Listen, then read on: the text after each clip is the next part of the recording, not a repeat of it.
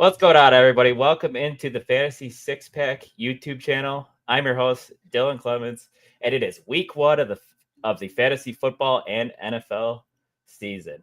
This is the Sunday Social. If you haven't been here before, and boy, do we have a loaded lineup for you. We have Matt here with us from the Parlay FF crew. He's here to talk about his betting card. Then we have Joe Bond, founder of Fantasy Six Pack, coming on in about 15 minutes to talk about his award-winning rankings. And then for an hour, guys, we sit here and answer your start sits. Myself, Keith Fleming, Kyle Senra, Michael Bonnie will be here answering your start sit questions for an hour. And then we get Keith Fleming to come in, wrap the show with his favorite DFS plays of the week. Matt, we've been talking a little bit pre-show, man, but how you doing today? Oh, I'm doing fantastic, man. It feels like fall, feels like football weather. It's great. Here in Kansas, it's like 60 degrees outside right now, so it's good to kind of get away from that summer weather, and football's here, so that means fall's here, so it feels great.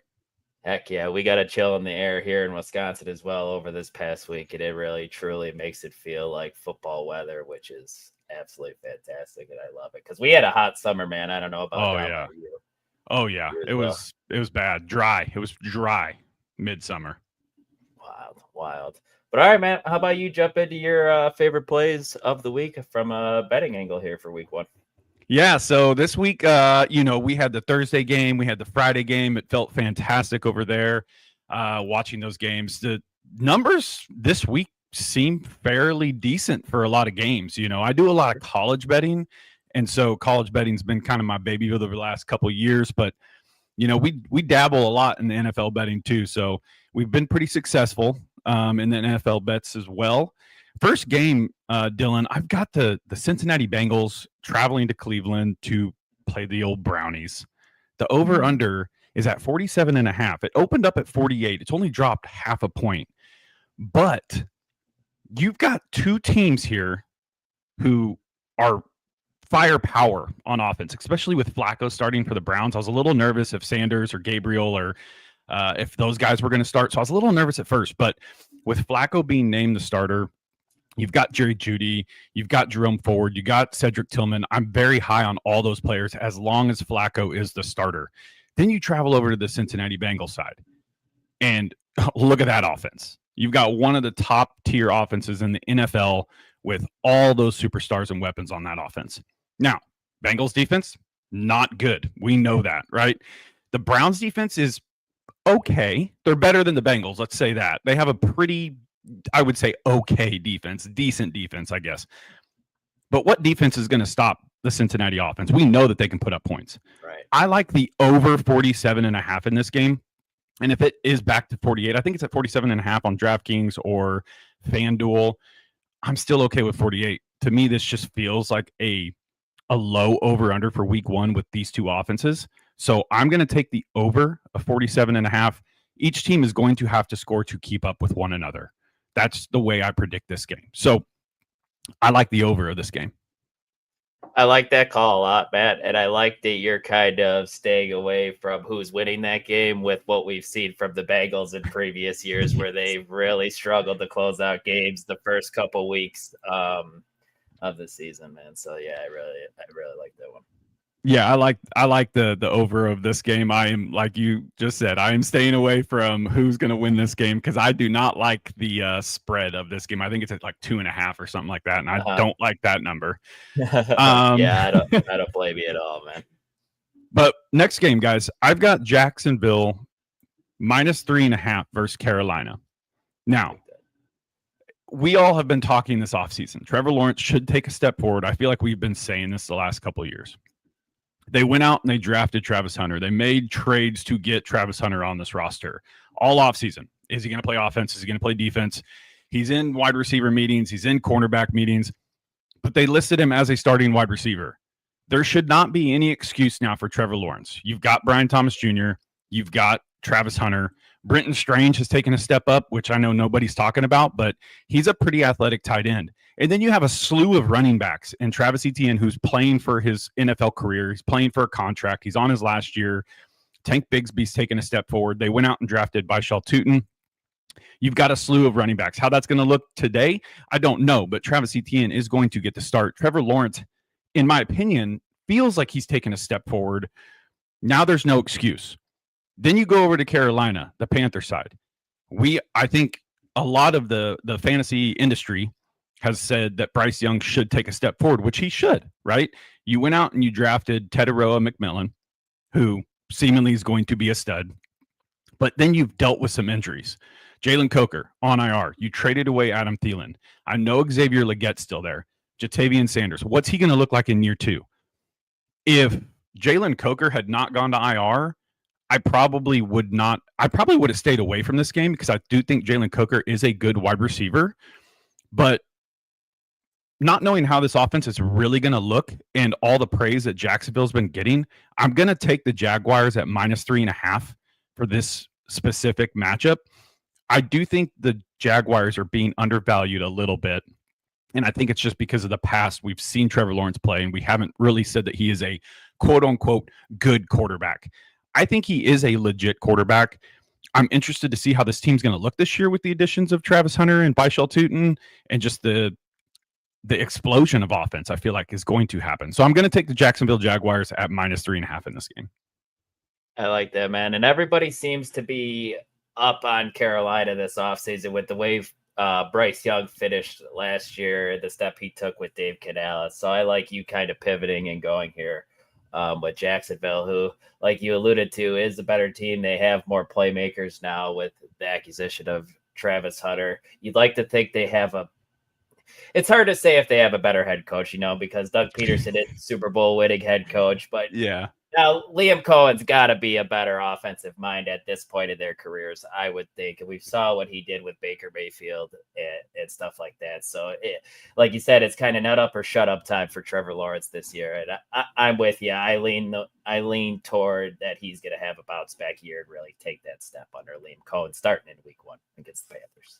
Yeah, I'm a fan of that. Now, my last game, Dylan, the last game I'm going to give you guys here is the Atlanta Falcons play the Tampa Bay Buccaneers. It's in Atlanta. It's plus money. I'm taking the Atlanta Falcons money line here.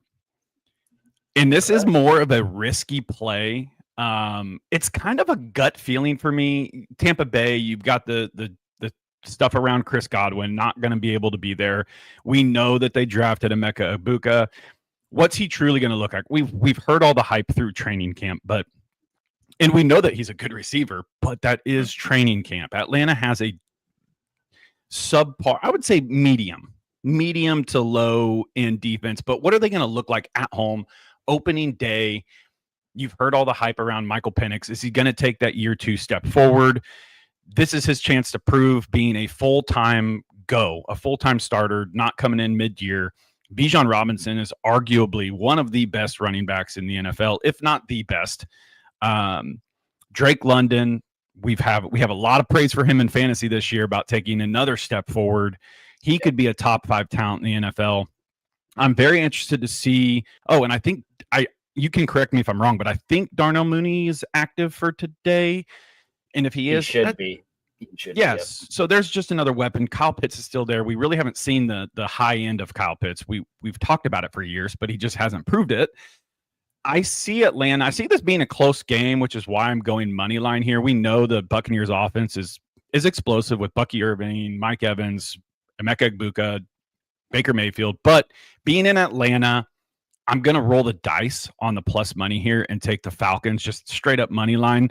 When I took it, it was plus 114. I'm not sure what it sits at right now. I'm sure it hasn't changed at all. But yeah, I'm rolling with the Falcons here at money line. I like it, man. I like it. And Tampa Bay's without Tristan Wirfs, their star left tackle too, which it's just another reason to go with the Falcons here at home. Can I throw a couple games at you that interest me, man? Yeah, go ahead.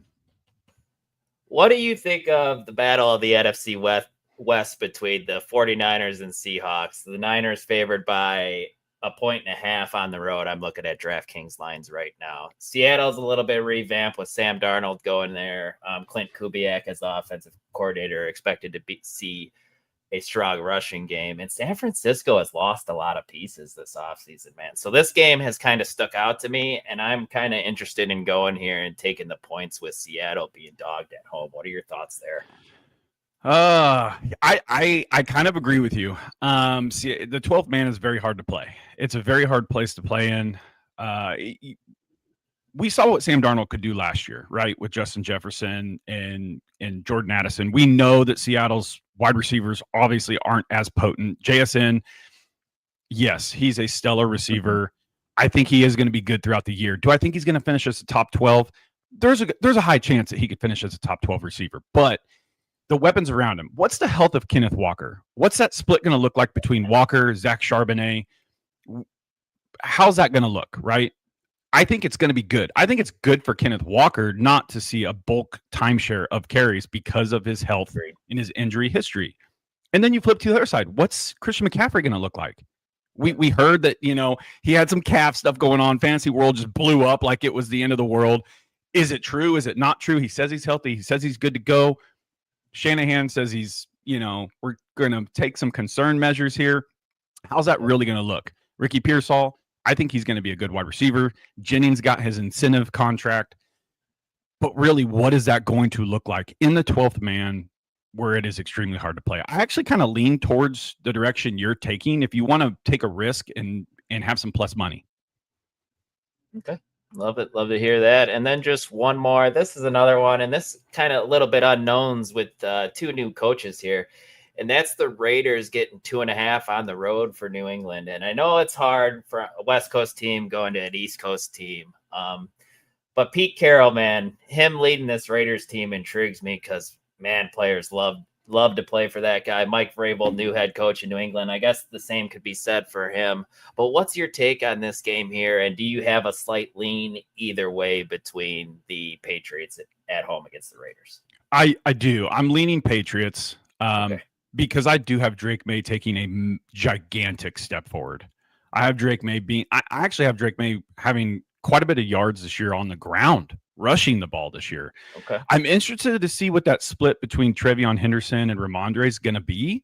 Everyone's left Ramondre for dead, right? Yeah. Especially in fantasy. But unfortunately, I don't think it's going to be like that the first couple weeks. I think Trevion Henderson is a better running back, but Ramondre got paid. I think it was last year. Or maybe, I think it was last offseason. It was last year. Yep, got the extension. Mm-hmm. Yeah, so, he's not going to be nothing, right? He's going to see some touches at least in the first couple weeks, 2-3 weeks, maybe 4. I am interested to see what that split's going to look like and what their wide receiver room's going to look, how that's going to look as well. But I have Drake May being a gigantic talent. I probably have him higher than a lot of people have him in fantasy ranks. I just think Vrabel is a coach that finds a way to get things done. And I lean the Patriots here. I am interested to see what it's going to look like with Genty playing a full game with Geno Smith. Amari Cooper came to the Raiders and said, nah, I'm out. I'm retiring. And as soon as he signed, Jacoby Myers wanted out. So what's that going to look? Is Myers happy again? I want to see how that's going to look ultimately. But I think overall, the Patriots just have an overall better team. So I am going to lean the Patriots in this specific game. I don't necessarily have any stakes in it betting-wise because those are two teams I really want to see what it looks like. But if I had to choose one side, I would probably lean the Patriots side. All right. Like to hear that. I'd like to hear you being high on Drake May. I have him in a couple spots in fantasy this year. Just kind of I love him. Sitting him on the bench, just kind of wait to see what this offense looks like now with Josh McDaniels back in New England. But Matt, before you get out of here, man, why don't you give us a quick recap of your betting card and then do some plugs. Let us know where we can find your work and all that. Yeah, no doubt. So again, I have Cincinnati, Cleveland over 47.5. I've got Jacksonville minus 3.5 against Carolina, and I am taking the risk play in Atlanta money line. Don't know how much of a risk it is, but I'm taking Atlanta Falcons money line against the Tampa Bay Buccaneers.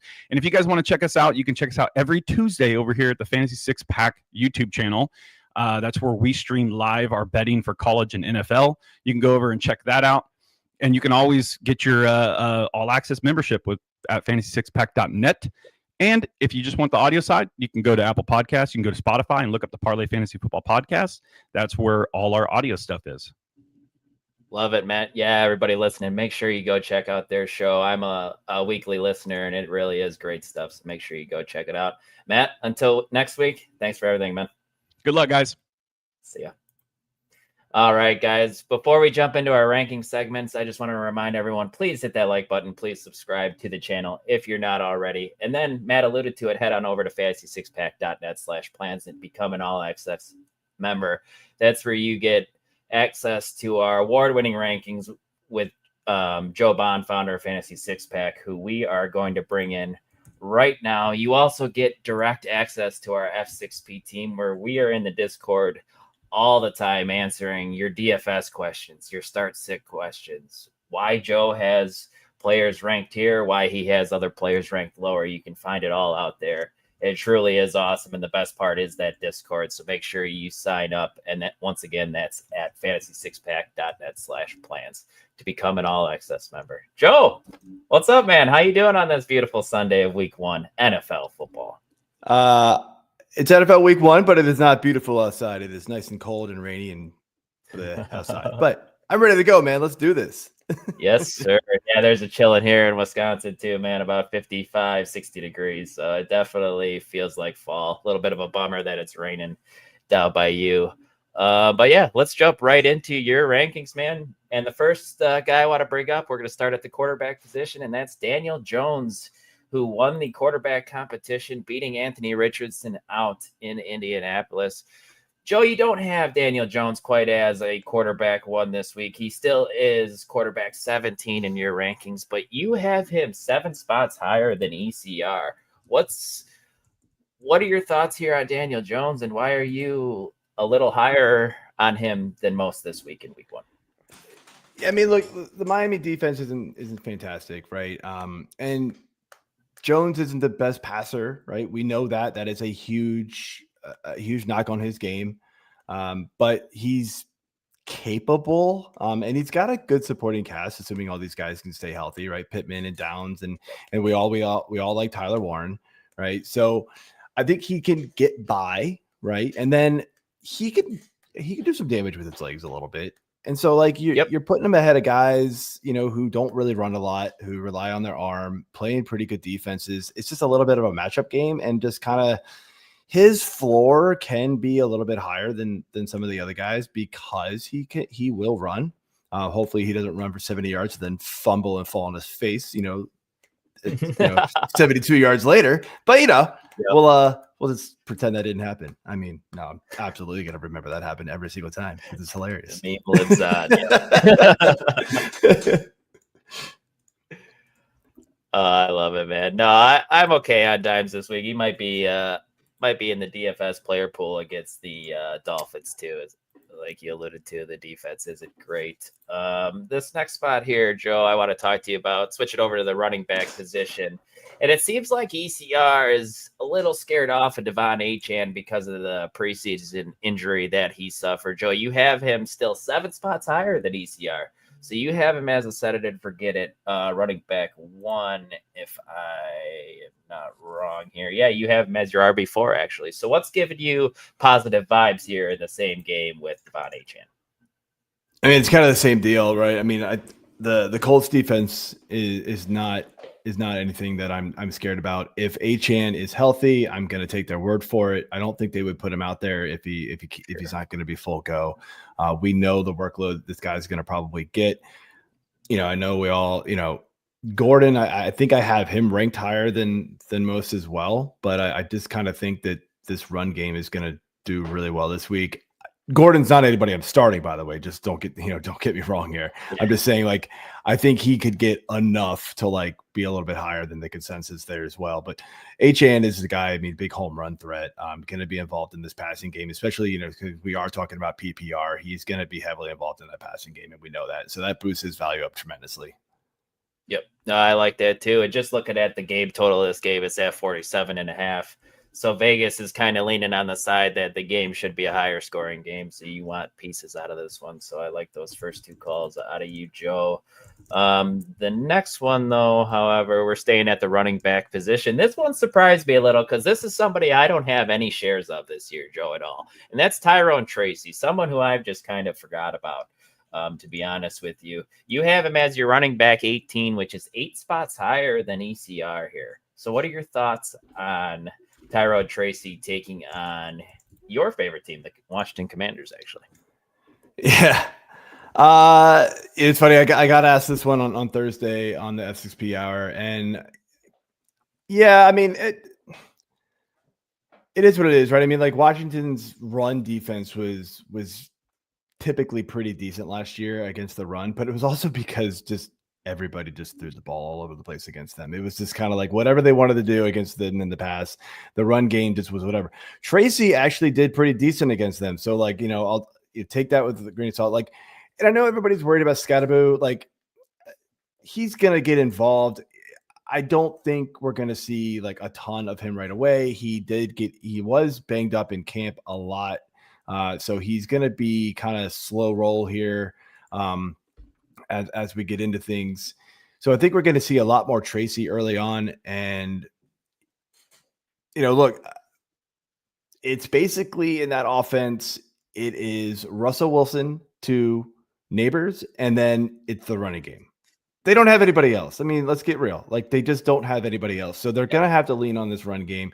They're going to have to get screens out to Tracy and Scatterbo. Like, that's what they're going to end up having to do. And so I think Tracy's getting severely undervalued in ranks right now. Okay, right on. I also tend to agree with you on the side that it's going to be Tracy's backfield for a little while as Cam Scatterbo gets worked in, especially with him missing time this training camp. So yeah, I lean that way with you as well. Switching over to the wide receiver position, Joe, and these couple guys surprised me a little bit because I feel like you're usually a little lower on rookies than others. But for week one, you have Teteroa McMillan 5 spots higher than ECR, first round pick, wide receiver for the Carolina Panthers. They are taking on Jacksonville. Soft secondary, even though they are adding Travis Hunter to it a little bit. So what are your thoughts here on Teteroa, who you can't call him Tet? His mom doesn't like it. So what are your thoughts? Okay. Well, so I mean, look, really what it comes down to is it's the Jags. Travis Hunter isn't going to make a big difference in the secondary. He's not going to play enough. That's the big deal. Like they do want him to lean more receiver than corner. He's going to get his snaps. He's going to be in there. But I remember talking to the Jags guy in those training camp check-in videos that I did, and he definitely said was it 60-40 or maybe 70-30? It was a lot. Like it was probably more toward like 70-30, like split offense defense for him. So like he's not going to make a big difference there. I don't really see any other way, like any other reason why this Jags offense is going to be or defense is going to be really any better. And then you bring in McMillan here. Bryce Young did have that end of the season stretch where he was really good. And so everything that I've heard from camp is that he has kind of carried that forward. McMillan has looked tremendous with him. We've seen it in the preseason already. So I'm all systems go with McMillan, especially in a pretty soft matchup to start. That's a good one to have for a rookie. Yeah, I take it out Jacksonville. Yeah, I definitely agree there. This next guy who I alluded to earlier is another rookie, Joe Emeka Egbuka, the Tampa Bay Buccaneers taking on the Atlanta Falcons. Chris Godwin dealing with some foot stuff or foot or ankle, whatever it was, ended up having to have a cleanup surgery here in the offseason that surprised a lot of us. So what are your thoughts on Egbuka, and why do you believe he is a wide receiver 2 right out of the gates here for your fantasy lineups? I think it's I mean, look, we just talked about how bad the Jag secondary was. The Falcons were probably right there with it, right? And so it's just kind of like Egbuka is going to be, just thrusted right into this receiver 2 role. I mean, look, we saw it last year. McMillan was awesome when he got the chance down the stretch. So why can't Egbuka do the same thing? Who we've just seen tons and tons and heard tons and tons of things about him being really good in camp so far. Like I could crash and burn on these islands, man. Early on, rookies are tough to rely on early on, but I mean we've seen it all, for the last few years already. Like these really elite rookie receivers can, especially when we know the target share is coming their way, they're gonna be good. Yep. And so I believe in Baker and this offense. I know they lost Cohen, but they're going to be running kind of the same system this year from everything that I'm hearing. So I don't think there's going to be much of a backtrack in this offense. Sure. Yeah, and I like the call. If anywhere I have Big Buka, I'm firing him up as well. We know how much talent this guy has. Ohio State has been a wide receiver churning type of program in college football, man, and he set a bunch of records for them. If I'm not mistaken, he's their all-time leading receiver. So it's good stuff from Igbuka, and the target share is going to be there, I believe, especially early in the season with no Godwin. Jalen McMillan, who you talked about, is out with a neck injury for quite some time too, so that even opens up the door even more for Igbuka. And then, Joe, everybody's favorite position here, the tight end position. I feel like this is a hard one to ask you every week because, tight ends. I'm just glad I'm not getting any Taysom Hill questions this year. Not yet. Thank God. Every week, he was like, hey, what about Taysom Hill? I'm like, I don't care. I feel like he was the bane of fantasy rankers' existence, man, at the tight end position. And, Joe, he's not even a tight end, man. He doesn't even really play the position. I know. It's crazy. Crazy. But like you said, we're not talking Taysom Hill. We're talking Sam Laporta, Joe, who you have 4 spots lower than ECR here. So you're a little bit down on him here. ECR has him as a top 5 guy. You do not. So what are your thoughts on Laporta and the Lions taking on the Packers today?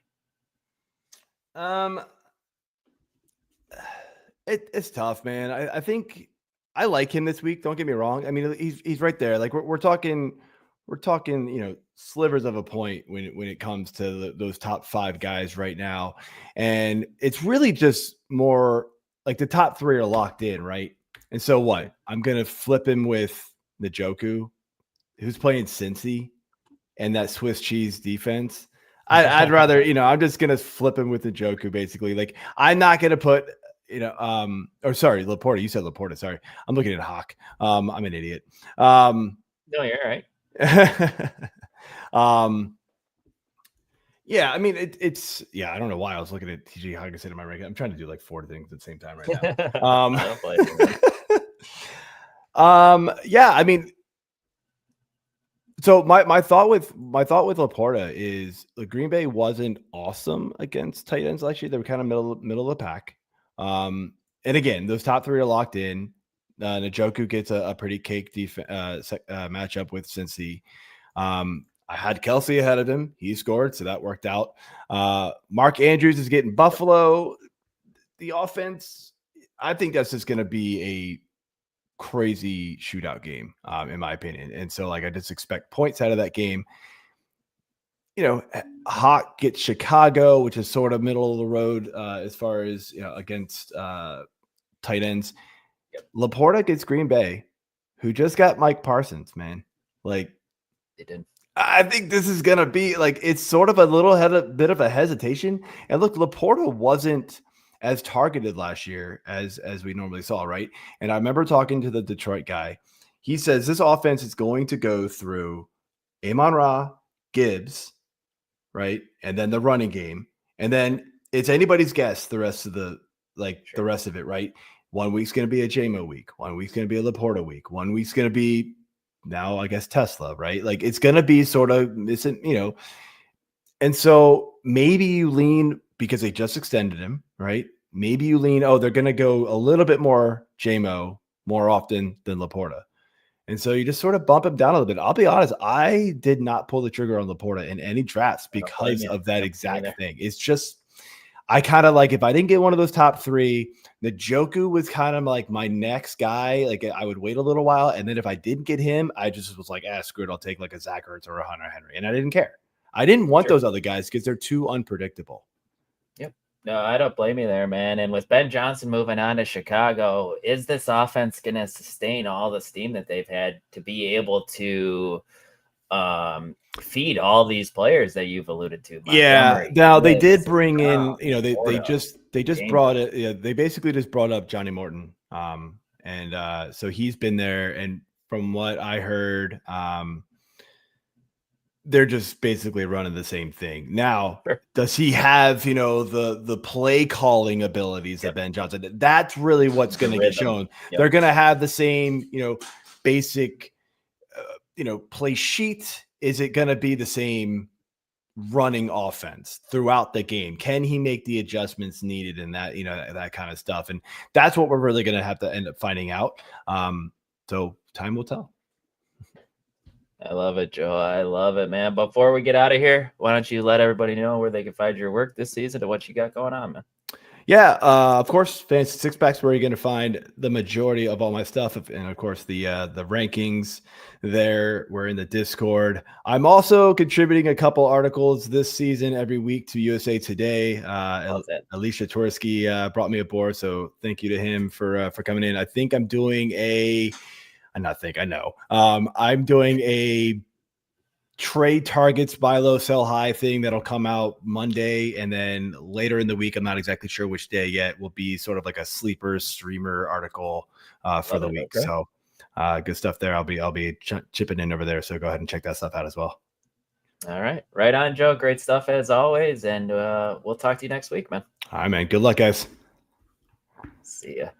All right, guys. Here is what we're doing next is what everyone's here for, and you guys have been putting in your comments and your questions on the screen. We're finally getting to it. The start-sit portion of the show, and here helping me do so is let's add Keith Fleming to the stage, Ike Bonnie, Kyle Senra, a full house here, guys. What's going on this morning, fellas? You as excited as I am about this NFL season. Kyle, how you doing this morning, man? Great. Glad to be here. Thanks for letting me join the show this year, guys. This will be awesome. Yeah, man. Yeah, man. You're the new guy here in the group, so I love it. I love it. Keith, how you doing, man? I'm a Falcons fan, so this is like where we live, right? Optimism week 1, that will all be gone and down the tube in, a month. So, yeah, right now I'm doing great. I love it, man. I'm sure you're happy to hear that Matt was on the Falcons this morning against the Buccaneers. Are you on that same money line too? Do you have faith in the Falcons in that NFC South battle? I think they have a great chance of winning today. I think they're going to be good at home. I don't know if they're going to win the division. I think Tampa Bay is going to be really good, especially once they get Worf back. But him missing this game, I think, is huge for us. Maybe we'll actually get some pressure for the first time in 15 years. And I believe in Penix, like I do. I think that he's going to be good, and people are going to realize Drake London is one of the top 5 wide receivers in football. Sure. Absolute stud. Penix there, a gunslinger. Ike, what's up, my man? How you doing this morning? Good. How about you? I'm good, man. I'm good. But guys, let's just jump right into things. We got some questions here loaded up here. The first one from Jonathan. We appreciate all the questions, guys. He said this one's going to drive him crazy. Full point PPR. Travis Hunter, one of the most polarizing players we have in fantasy football. Like, what are we going to get from him in week 1? Are you going to play him, or are you going to play Jameson Williams here against the Packers? And Kyle, you being the new guy here, let's start with you, man. What are your thoughts here on this Travis Hunter, Jameson Williams matchup against your Packers? So I guess the biggest risk with Hunter seems to be if he does play a lot of snaps on defense, A, more chance of injury, but B, does that also maybe sap some of his athleticism or electricity? Like, he won't be as efficient on a touch-per-touch basis because he'll be playing so many snaps. Mm-hmm. So most of the time with rookies, you're hesitant to start them week 1, and then as the season goes on, they understand their roles better. That's when they have their best fantasy performances. I wonder if Travis Hunter's actually the opposite. If we should be aggressive starting him from the get-go, and then as his defensive role increases, that's maybe where we want to lay off in fantasy. So I know with my rankings, I've got Travis Hunter higher than Jameson Williams. I guess I'm contradicting the big boss, Joe, here, so sorry, Joe. But I do wonder if the Ben Johnson change means Laporta is back to being the second target on the team and not J-Mo, because that was the case in 2023. We saw it shift in 2024, but I wonder, does that swing back? And so maybe I'm projecting that or going in that direction because of it. Matchup-wise with the Packers, though, I got to say, the outside wide receiver, in theory, is the best matchup, whether that's Nate Hobbs, who was still, I think, he was on the injury report this week, so not 100%, or Keyshawn Nixon. The Packers' better coverage players are in the middle. So that does mean like that's the best guys against Laporta and Amon-Ra. So I'm very torn and conflicted. But again, I'm going to stick with my rankings and say Travis Hunter just because I feel like anyone who has Travis Hunter, I've got him in one league. I'm definitely starting him today, just thinking, let's go off the bat. Let's see what we get. I'll put him in the lineup, and if he's a huge dud, then so be it. I'll adjust that next week. But I'm going to be aggressive. Sure. I like the aggressiveness there, man. And yeah, that Packers secondary, I feel like that's their big hole on their team now after acquiring Micah Parsons is how does that secondary do? But when you have a pass rusher of that ability, man, that helps That's the deal. Helps the secondary. Yes, it does. So Keith, where are you going here between Travis Hunter, Jameson Williams? I'm also going against the boss. The big news was the Adam Schefter tweet last night that came out that the reports are Travis Hunter is going to play predominantly on offense, at least this week. And they will maybe put him in some situational stuff on the defensive side of the ball. And that's really big news. Like, I think it's easy to forget. He was hands down the best wide receiver in this class. And even as good as the class was last year, I think you could have argued he might have been the best wide receiver if he was including that class as well. And then the big thing for me is let's not forget, he made a good point that the Panthers defense sucks, and that's not going to change, but it's more about Liam Cohen and the difference of what that's going to do for this offense. When he got to Tampa Bay, they went from, in 2023, 15th in passing yards to last year, 3rd. Pass attempts, they were 17th in 2023, last year, 10th. And then you look at Jacksonville, who was 23rd last year in pass yards and 19th in attempts, and you've got Cohen, a talented T-Law who I know is disappointed, and arguably the most talented duo of wide receivers in football. I'm not saying they're the best, but if you're just talking about from a talent perspective, like BTJ and Hunter are absolute nightmares for opposing defenses to defend. And I think he's a much safer play. Obviously, the problem with JMO is he could go out and have a monster game because he's a freak and nobody makes more big plays. But I just think Hunter's a lot safer. And 9 times out of 10, unless JMO has like a big, 70, 80-yard touchdown, which he's capable of, I think he's going to outscore him this week. I like it. Ike, what you got, man? You've been sitting there waiting. I know Travis Hunter's one of your favorite players, too. So what do you got here? I go Travis Hunter. I think, for JMO, he kind of needs the big play, which he could take screens, but he needs a little bit of time to get the ball off. Maybe Micah Parsons will shut that down quick, and they'll have to do a bunch of quick throws and stuff. So I think Travis Hunter, they're going to want to get him going right away, show off their prized possession. So, yeah. I like it. It's a clean sweep for Travis Hunter from us here at Fantasy Six Pack. Then we got Mitchell here, half-point PPR. Scat, guys. I'm blanking on who that is. Can somebody help me here? Scatterboo. Okay. Half-point PPR, Cab Scatterboo, Ja'Cory Krosky Merritt, who was in the news this past week, listed as number 4 on the depth chart. I don't know if that's going to be the case or not. We'll see, I guess. Or Trey Benson.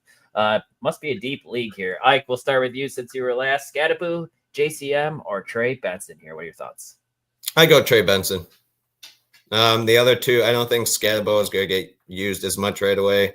JCM might even be behind Chris Rodriguez and Austin Eckler, so I'm kind of shying away from that till he picks up. And Trey Benson's the backup. James Conner getting up there in age, so they might want to get Benson a little bit more involved. I'm all right with that. Yeah, I'm terrified of JCM this week. I can't do it. And at the end of draft season, guys, he was going in round 7, 8, 9, somewhere in those, and I could just never pull the trigger there. And like you alluded to, I think he's going to start behind Chris Rodriguez, especially in early down workload, and I would assume so in the red zone as well. You can't come in the kitchen. Keith, what are your thoughts here? I agree. I would go Benson. JCM is the only guy in a half PPR that I wouldn't even consider this week. I need to see his workload because he's not going to catch passes. We know that's probably going to be the Austin Eckler, role. So I'm looking at Scatterboo or Benson. I trust Peter Schrager, and he said early in the season, this is Tyrone Tracy's backfield to lose. They really like him in New York, and I think people are overvaluing Scadaboo early in the season. He may end up wrestling that job or, a bigger percentage of the snaps. But again, Peter Schrager is very tuned in New York, and he said that it is Tyrone Tracy's backfield to start the season. And hopefully maybe in the Arizona game, they get up big and Benson gets some extra carries late. Sure. And Joe agrees with you as well. When we were going over his rankings, he has Tyrone Tracy 8 spots higher than ECR does, so he also believes that Tyrone Tracy is ahead of great value on DK too this week. He's like 54 or 500. Okay, like that. Kyle, what are your thoughts here? It's funny because first reading this, I was leaning towards Scadaboo, just not knowing, even though Tracy's the starter, what the split exactly is going to be. But looking at all the depth charts, Benson is the only one who's actually listed as the backup rep. Now, that could also mean little because the split between him at number 2 and DeMarcado at number 3 could be so minimal that it's I still feel like James Conner out of every one of these 3 teams is the most secure to get the most work. So I think as long as Connor's active, I really don't want to play Benson. So I'm going to lean Scadaboo and be kind of the black sheep. He's the guy I got listed in my rankings. Maybe it's just the hopeful optimism of the mystery box of the rookie. Sure. I don't know what this giant split is going to be. I think against the Commanders defense, would love to play Benson against the Saints defense, but I feel like Connor's going to get most of the work. So I'm going to go Scadaboo. Okay. Right on there. We'll jump over to another one from Austin here. Tight end question. We got the veteran Hunter Henry in New England or the rookie Colston Loveland with a lot of mouths to feed in Chicago there. Keith, we'll start with you here. Where do you lean here from Hunter Henry or Colston Loveland? I mean, I know you probably drafted Loveland a lot higher than Henry, and I will be playing him a lot more down the stretch. But week 1, I'm going Hunter Henry. Raiders were just dreadful versus tight ends last year. Drake May threw to tight ends a lot. I know they added other offensive pieces, but I still think you're going to see him heavily targeted, and this is just the dream matchup. They were the 31st defense versus tight ends last year, and I think there's going to be a lot more points, too, in that game than the Chicago-Minnesota game, where Minnesota still has an elite defense. Like, I really believe that, and I think Chicago's defense is going to be better this year as well. I think the Raiders-Pats game is going to be a sneaky shootout, so give me Hunter Henry. Okay, I like that. Kyle, what are your thoughts here? Hunter Henry or Colston Loveland? I've got Henry ranked at tight end 12 this week, so I'm pretty aggressive on him. Okay. Diggs coming off the ACL. Let's see. I think he'll still get a lot of targets, but last year, Hunter Henry was the leading target getter on the team. I don't see why that changes early in the season. I think I'm much less worried about Austin Hooper than I am about Cole Kmet and eating into Loveland's role too. No, that makes a lot of sense there. Ike, where are you going here? Are you making it a clean sweep here with Hunter Henry over Colston Loveland, or are you going to go with the rookie? I'm going to go with Hunter Henry. Colston still has to deal with Cole Kmet, so until we see some change between those two, I'm going Hunter.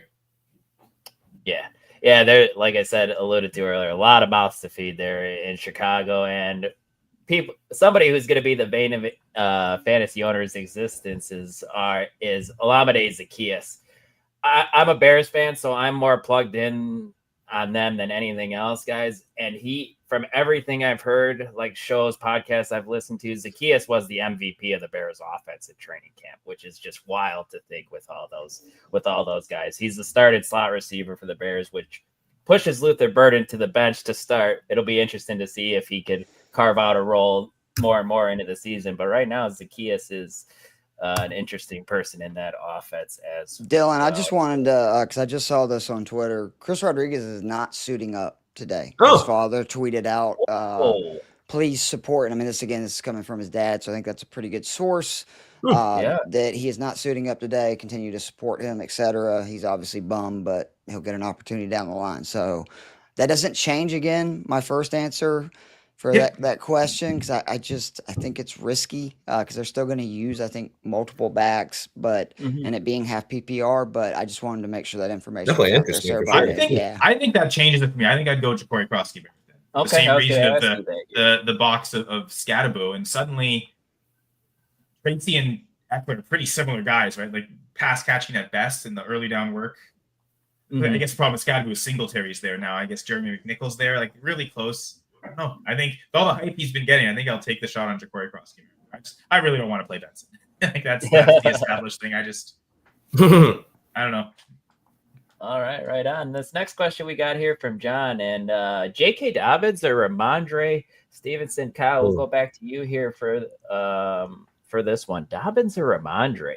I think it's Dobbins pretty easily. I think he's the lead back to start, and it looks like Travion Henderson's already taken over. And the goal line touches is the one thing. Like, who gets that touchdown upside, we're not sure, but it kind of looks like they already favor the rookie Henderson as the third down pass catching back. Whereas as much as that seemed like that was going to be RJ Harvey's big role, they also seem like they want to use Dobbins there too. Seems like he's the most trusted pass protector there. And so I think he seems like he's going to get a lot of the goal line touches. They've gotten rid of Estimate, and so that would have been maybe the biggest competitor there, but they've got Harvey and McLaughlin. They don't profile it as like touchdown getters like Dobbins does. Sure. I'm pretty easily in J.K. Dobbins. Pretty aggressively to start him and pretty aggressively in my rankings. I want to say RB20 this week. So okay. So Kyle, you expect it to be a slow burn for RJ Harvey to start the year? I do, but we've also seen them use two backs so effectively that I don't mind. It might be quicker than we think, but I also I think that there'll be times where you can play both of them, Dobbins and Harvey, throughout the year. Okay. And so I'm going to be aggressive on starting Dobbins until he shows he isn't worth starting. Right on. Keith, where are you going here? J.K. Dobbins or Ramondre Stevenson? J.K. Dobbins, clean sweep. Just add the caveat. If you look, Dobbins has had, I believe, 4 opening week games in his career. He's gone bananas in all of them, scoring at least 15 fantasy points. Okay. He's the healthiest right now, right? That's the deal. At some point, he's gonna burn out there. Like, that's where you're going as well? Yeah, I'm over it, Ramondre Stevenson now. I'm sick of it. Done with the fumbles. 2 yards and a cloud of dust. Issues. Yeah, and the fumbling issues have definitely hurt Stevenson. And I know and he's going to lose this third down catching from Henderson. He's going to become useless pretty quickly. Sure, that's what fueled Ramondre's one season where he was he was either a top 12 back or close to a top 12 back was his pass catching ability. He led the Patriots in catches that year. So yeah, that's definitely not going to happen. Not with Henry and not with Diggs and Henderson. Yep. Agreed there. Keith, start with you. Another one from John. We got Adam Thielen rejoining the Minnesota Vikings, or we got Deontay Thornton, and he started Xavier Worthy and Omarion Hampton already. So what are your thoughts here? Thielen or Thornton? So knowing the second part of the question and assuming that he's going to need a big game, I'm going to go Thornton Jr. Geno is such a great deep ball thrower. And I think the Raiders are going to be able to run the ball and play action. And Thornton is going to be the guy that they're, taking these big shots that we know Geno likes to take down the field. And Thielen is what he is. I don't know if he's going to get the volume in Minnesota that he was in Carolina when you got Justin Jefferson on the other side. So I really do. I think that Thornton would be the one that has a chance to go bananas. If it's closer than I'm making it seem, and you're not out of it despite kind of 2 clunkers, Thielen is definitely the safer play, but assuming you need a home run, I would go with Thornton Jr. I think I'm with you there, Keith. Ike, let's say you. What do you got? I kind of think because Thornton has the chance to get you a 0, so I would go the safer route. Just get some points because you already got 0 from Worthy and get Thielen. I'm assuming Thielen should be worked in the offense a little bit. And Jordan Addison not there, it really increases the odds of Thielen's role just being immediately. The thing with Thielen is he's been like Dobbins. His best performances are to the start of the season, and then he'll tail off. So he's good for 9 games, and then it's done. It'll probably be even less than that this year once Addison's back. I guess I just don't quite get it with Deontay Thornton. I still think Trey Tucker is that guy on the outside that's going to be catching those deep passes from Geno. And with the Patriots having really good corners, I think not this week. Christian Gonzalez is out. They're in trouble. I did. Yep. Okay, never mind then. I was gonna say because in theory you'd want to attack the middle of the defense, and that's. I mean, to be fair, the Raiders probably want to do that every week. Attack the teams with Bowers. Yeah, throw it to Bowers as much as possible. I guess I still view Thornton as the backup behind Trey Tucker, so I don't really want to play him. So I'm leaning Thielen. Just thinking these 3 weeks without Addison, these are probably the best times to play Thielen, and you may as well have him now. I mean, I feel like it's pretty useless if you don't start him in these 3 weeks without Addison. May as well not even have him on the team then. Yeah. Right on. We do got to go ahead. Right. So go ahead. All right. Right on. And then we do got a little bit of breaking news that was just announced as inactives, actives starts trickling in here in about 10 minutes. Christian McCaffrey is good to go today. I think we expected him to be a go, but with a little bit of a calf scare, but he will be in. Schefter just thank you 49ers, because that's a 425 star. They didn't have to announce that until Sure. like 3 p.m. Eastern, right? Like they could have made us sweat the whole 1 o'clock games and not know, and then like we're scrambling. But Right. thank you 49ers. I guess one good thing. Yeah. So as a Packers fan, I Good really on. like saying thank you 49ers. Good on them, man. Next one, start 2. Calvin Ridley, Jerome Ford, Ibuka. This one's pretty easy for me. I'm going to go with the wide receivers here. I'm just not a big Jerome Ford believer, even with Judkins not suiting up today. Dylan Sampson's still there. We got Calvin. So, Ike, we'll start with you. Who do you got here out of these? 2 or 3? I'm going Ford and Ibuka. I mean, these are the few weeks you're going to be able to play Ford. He's in a shootout. He's known to catch the ball. I mean, I can see him catching 4 balls for 30 yards. That's 7 points right there. Plus, he'll get some rushing work too. Could fall into the end zone in this high-scoring game. Could be a high-scoring game against a bad defense. And I'm going to Ibuka because he's second option now. Sure. Yeah, no, I like that. I should have mentioned too, and shame on me, bad hosting. Calvin Ridley gets Denver, who most likely will be shattered by Patrick Surtain II, which makes it pretty tough because we saw him shut down opposing wide receiver ones last year. Kyle, so what are your thoughts here? 2 or 3 here. Yeah, I do have it Ridley ahead of Ibuka in the rankings. I think Judkins not being active really does kind of green light Ford for now. Bengals defense really isn't that great either, so it's I think it's a really good matchup to go and play Ford. And the Bengals offense is good enough that he projects right now to be the main third down back, and that's probably going to be the case most of the season. So his role, especially this week, seems prominent. That they might be playing from behind, trying to keep up with Joe Burrow. So a lot of receptions for Ford. So yeah, I'll go Ford. Like I said, I had Ridley in the rankings, but the point of Denver and clearly being able to easily have Surtain shadow him and not worry about anyone else with a rookie quarterback too. Oh yeah. First start in Denver too. I know Joe. You mentioned it earlier in the rankings portion of the episode with Joe, but I was looking at Joe's ranking and was surprised to see several of all top 4 of the rookie wide receivers. I think, or 3 of the 4. I think other than Hunter, Joe was significantly higher than I was in my rankings, and it kind of made me reevaluate and look at it. And I might still be too low on Ibuka, to be honest, because I am tempted to go that side. But I think it's a good analysis. Right on. Okay, we'll see if you guys are still in Jerome Ford territory here with him, Travis Etienne, or Nick Chubb. Kyle, I'll start with you. I'm stronger in Jerome Ford with that. It's not these high upside receivers. I think it's easily Ford. How many passes is Chubb going to catch? He's never really been a pass catcher. Now, I mean, this might be the team that does it because Stroud is the quarterback that might do it. But I think Etienne probably has that pass catching role too. But Ford to me just seems the safest to get the most consistent. Okay, where are you going here? You're going with Ford as well. Yeah. Cool.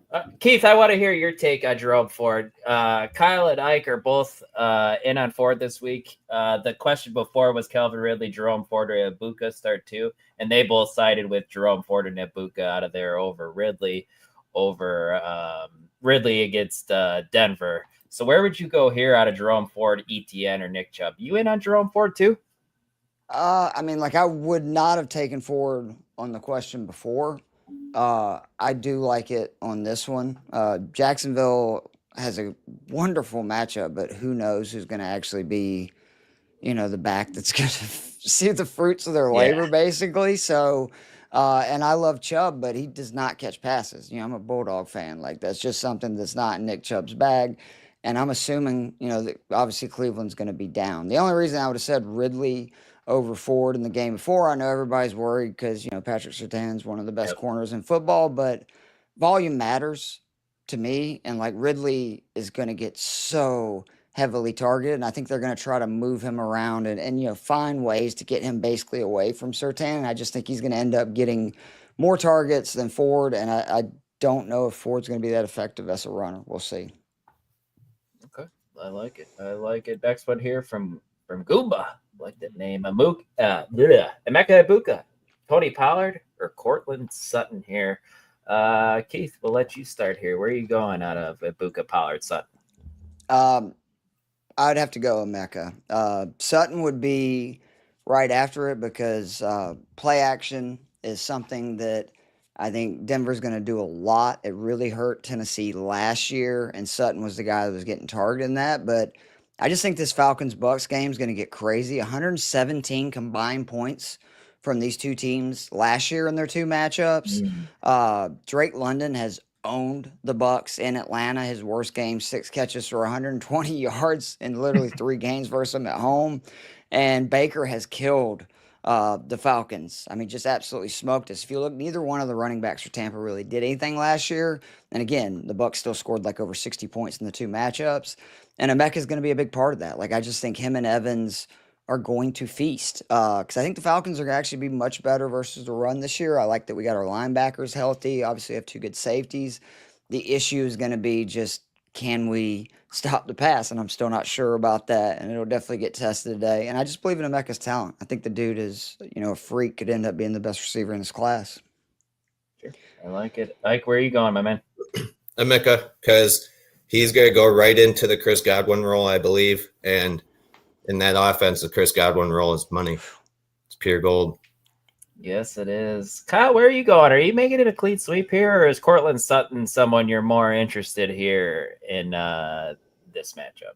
It's funny because Pollard is in line to get a ton of work. Like, we really should be considering him, but that's the defense, right? Like, it's, he's not going to be directly impacted by, say, Ward having a poor game. But it's, if he has such a poor game and they can load the box and they're not feeling Ward as a threat, it'd be really a struggle for Pollard. But I really want to go to the other side of that matchup and say Sutton, and thinking that Denver could put up a ton of points on Tennessee. Mm-hmm. The Atlanta-Tampa situation looks like it's a great shootout, but this could still be a game where Denver tries to showcase dominance early in the season and put up a ton of points. So I'm going to go Sutton. Just thinking that, like, I don't think the Titans really have a good answer to stop him at cornerback. That makes sense. All 3 good options, though, for sure. Yeah, they are. I guess just the one little caveat with the Buccaneers is it looks like it'll be a great game, but Tristan Wirf's absence, is that maybe going to make this so it's not as pass heavy of an approach as they would before? They want to maybe trust the inside of the line and run more. I know Keith mentioned that, like, the running backs really didn't do much in the last 2 games. Guess what? The Bucs lost those 2 games. So maybe they see that as, we need to get those guys more involved, because it didn't work last time. Like, we lost those games. Those great shootout games for fantasy are nice, but you got to think they want to have a different approach. I'm going to go Sutton. I trust him in the rankings. I've got him ranked as a wide receiver too. I don't blame you there. For me, the odd man out was Tony Pollard. To me, you could go Ibuka or Sutton. I don't think you'll be wrong either way. Pollard worries me because that's the biggest spread on the board today is 8.5 with Denver favorites. They might not be able to run the ball as much as they'd like. That's just my thoughts there. Next one here from Charlie. We got Juwan Jennings or Austin Eckler. Juwan Jennings was dealing with that hold-in/calf injury pretty much all of training camp, it seemed like. Kyle, we'll start with you. What are your thoughts here on Juwan Jennings, Austin Eckler, who should have a bigger role with Washington now? Yeah, I kind of feel like Eckler is another one of those guys we've already mentioned a few times. Like, they feel like the best time to start them is early in the season, before Ja'Cory Krosky-Merritt establishes himself, or they really figure out what the running back rotation is going to be. Eckler seems like the clear 3rd down back, and maybe he even is like, maybe he still leads the team in carries week 1 because they trust him the most right now. And as the season evolves, the other guys get more involved. So just with Jennings having so little practice, and maybe the calf injury was not an injury at all, and it was just all about the contract, and he's fine. But I'm leaning Eckler this week. It's a tough D-line against the Giants, and maybe to that point, maybe Eckler's used even more so as a receiver because of that defensive. Okay. Keith, what do you got? That the last part of what he said is, well, I'm very high on Austin Eckler this week. And again, he's 4,800 on DK. Another, I think, great play, especially for GPP events. The Giants were really bad versus the run last year. They struggled with receivers in the passing game, giving up over 4 catches and over 40 yards per. And what did they do? They went and added the best pass rusher in the class. So they're going to wreck in the passing game. And if I'm Washington, I'm not going to have Jaden Daniels drop back there unless he's getting rid of the ball really quickly. And I think you're going to see a lot of Eckler, a lot of Debo in this game. Like, this is exactly why they got Debo. This is, why they still use Eckler is for these type situations. And I think not only is his floor safer, I think he's got a higher ceiling this week. Yeah, that last point you made, Keith, I hadn't thought about that. That was a great point going up against that defensive line. Like, where are you going here? Are you making a clean sweep, or are you going to go? Yeah, that was a good point. So I kind of am leaning that way now. I like it. Keith persuaded you. Like it. We got Jod here. We got Teteroa McMillan or Devontae Adams. We'll start with you. I, for one, am worried about the Stafford stuff, but is it enough? Am I worried enough to sit Devontae Adams on my bench? I don't know. What are your thoughts? I'm going Devontae. I think Stafford's. Back issues are not great, but I think he'll tough it out like he always does, and Devontae will be targeted for sure. It's not like he's gonna go out there and be doing cardio. So I'm leaning Adams. Kyle, what do you got here between Ted and can't call him Ted. His mom doesn't like it. Teteroa McMillan or Devontae Adams. Where are you going? His mom did call him Teteroa for a reason, right? Yeah. But I'm on Devontae Adams. I've been higher than consensus in the pre-draft rankings all throughout the year. Probably much higher than consensus in the weekly rankings too this week. So I'm full go on Devontae Adams. I like it. Keith, what do you got? Not so fast, my friends. I love, let me first say, Devontae Adams in this Rams offense. I think if Stafford's healthy, he is going to end up having a monster year and with such a value in fantasy drafts. But I can't ignore, that McMillan, because I'm not going to be able to say his freaking first name for sure. Yeah, the volume he's going to get in this game is absurd. The Jags, if the reports are correct, are not going to be having Travis Hunter on the field a lot on the defensive side of the ball. More situations, meaning, come on, no Thielen, Coker's out. Like, who are you going to throw it to? They're going to be throwing it to Tet. Him and Bryce have connected apparently, during the offseason and during camp. And then the other thing is, I think the Texans are going to smoke the Rams today. I think the Texans have the best defense in football. And I don't like the fact that Stafford has been banged up all summer. I don't like the fact that the left tackle missed most of the summer with blood clots. Like, I know they're both going to play, but I think it's a big deal that they're not going to be, in full normal, first game shape and just connected and stuff to the offense. And I think this Texans defense is for real. And if I'm Sean McVay, I'm going to be pretty, just cautious. And I think you're going to see a lot of Kyron Williams. And unfortunately, I think Texans are going to get up. And it's going to be a deal where, why would you put Stafford in that situation game one if the Texans are up a few touchdowns where you're just dropping back and having to throw 40 times versus that kind of defense? So I love Devontae Adams moving forward. I'm not high on him this week, and I am very high on Ted as well. So, Keith, with the Texans being plus 140 on the money line today, are you smashing the bet there? I love it. Yeah. No, okay. I do. I have actually a couple of different parlays where part of it is the Texans money line. Good stuff. Like to hear that. Here from Taylor, Jacoby Myers, J.K. Dobbins, full point PPR. This is a good question here. Good question. Keith, we'll let you kick it off here. What do you got? Full point PPR, I got to go Jacoby Myers. Okay. I think he's one of the more underrated receivers in football. He's going to get targeted. We know that. And we were talking about how Thornton could have a big game and Trey Tucker is explosive. Let's be honest. This offense is Jacoby Myers and Brock Bowers in the passing game. Yep. That's it. And the upgrade of Geno Smith to the scrubs they had last year. And I can say that because I watched Desmond Ridder start 14 games one season. It's awful. I don't get why people are down on Brock Bowers saying he's not going to be as good. You're giving him a much better quarterback. And the same thing for Jacoby Myers. I know he's got the contract disputes and stuff, but he's still their best wide receiver, because technically Bowers is a tight end, and those two guys are going to get targeted. So I just think full PPR, even though Dobbins has a great matchup and a chance because Broncos should be up to, potentially get maybe a few more carries than he would in a competitive game. I think this Patriots-Raiders game is going to be a little bit of a shootout, and that's good for all the main cogs on both sides of the ball. And Jacoby Myers is definitely that for the Raiders. Right on. Kyle, what do you got?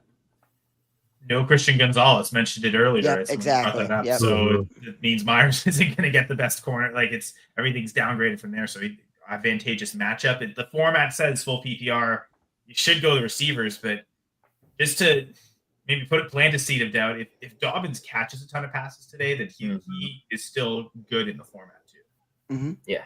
But yeah, no Gonzalez makes me lean Myers as well. Makes sense. You're leaning that way too, Ike? Yeah. He's heavily targeted, always can 8+ targets usually, at least last year. And Keith alluded to it. Keith alluded to it too, man. He's one of the better values in I like him. He's a good player. Where he was going, man. Every single year it seems to be that way. A little bit another breaking news. Matt and I talked about it in the betting segment.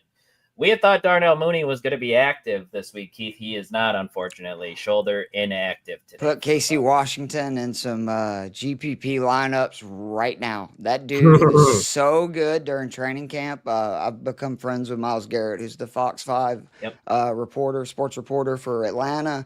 And he has been talking Casey Washington up all summer, saying that outside of obviously Pitts and London, he was the third guy. So with Mooney out, I think you could see that. And my Drake London play just keeps getting better, who I have in 90% of DK lineups this week. He could easily get 15 targets a day. Yep. I love the Casey Washington name shout out there. I'm big time Illinois Fighting Illini football fan. So him getting on the Falcons roster, man, and him sticking there has been awesome to see. He may start today. Seriously, he may be the other wide receiver that is out there in 2 receiver sets. I'm gonna have to put him into GPP then in DFS today. So love that. Question from Josh here. We got David Montgomery or Stephon Diggs off of the ACL. This is a tough question for me here because we don't really know what we're gonna get from Monty with the new offense with John Morton.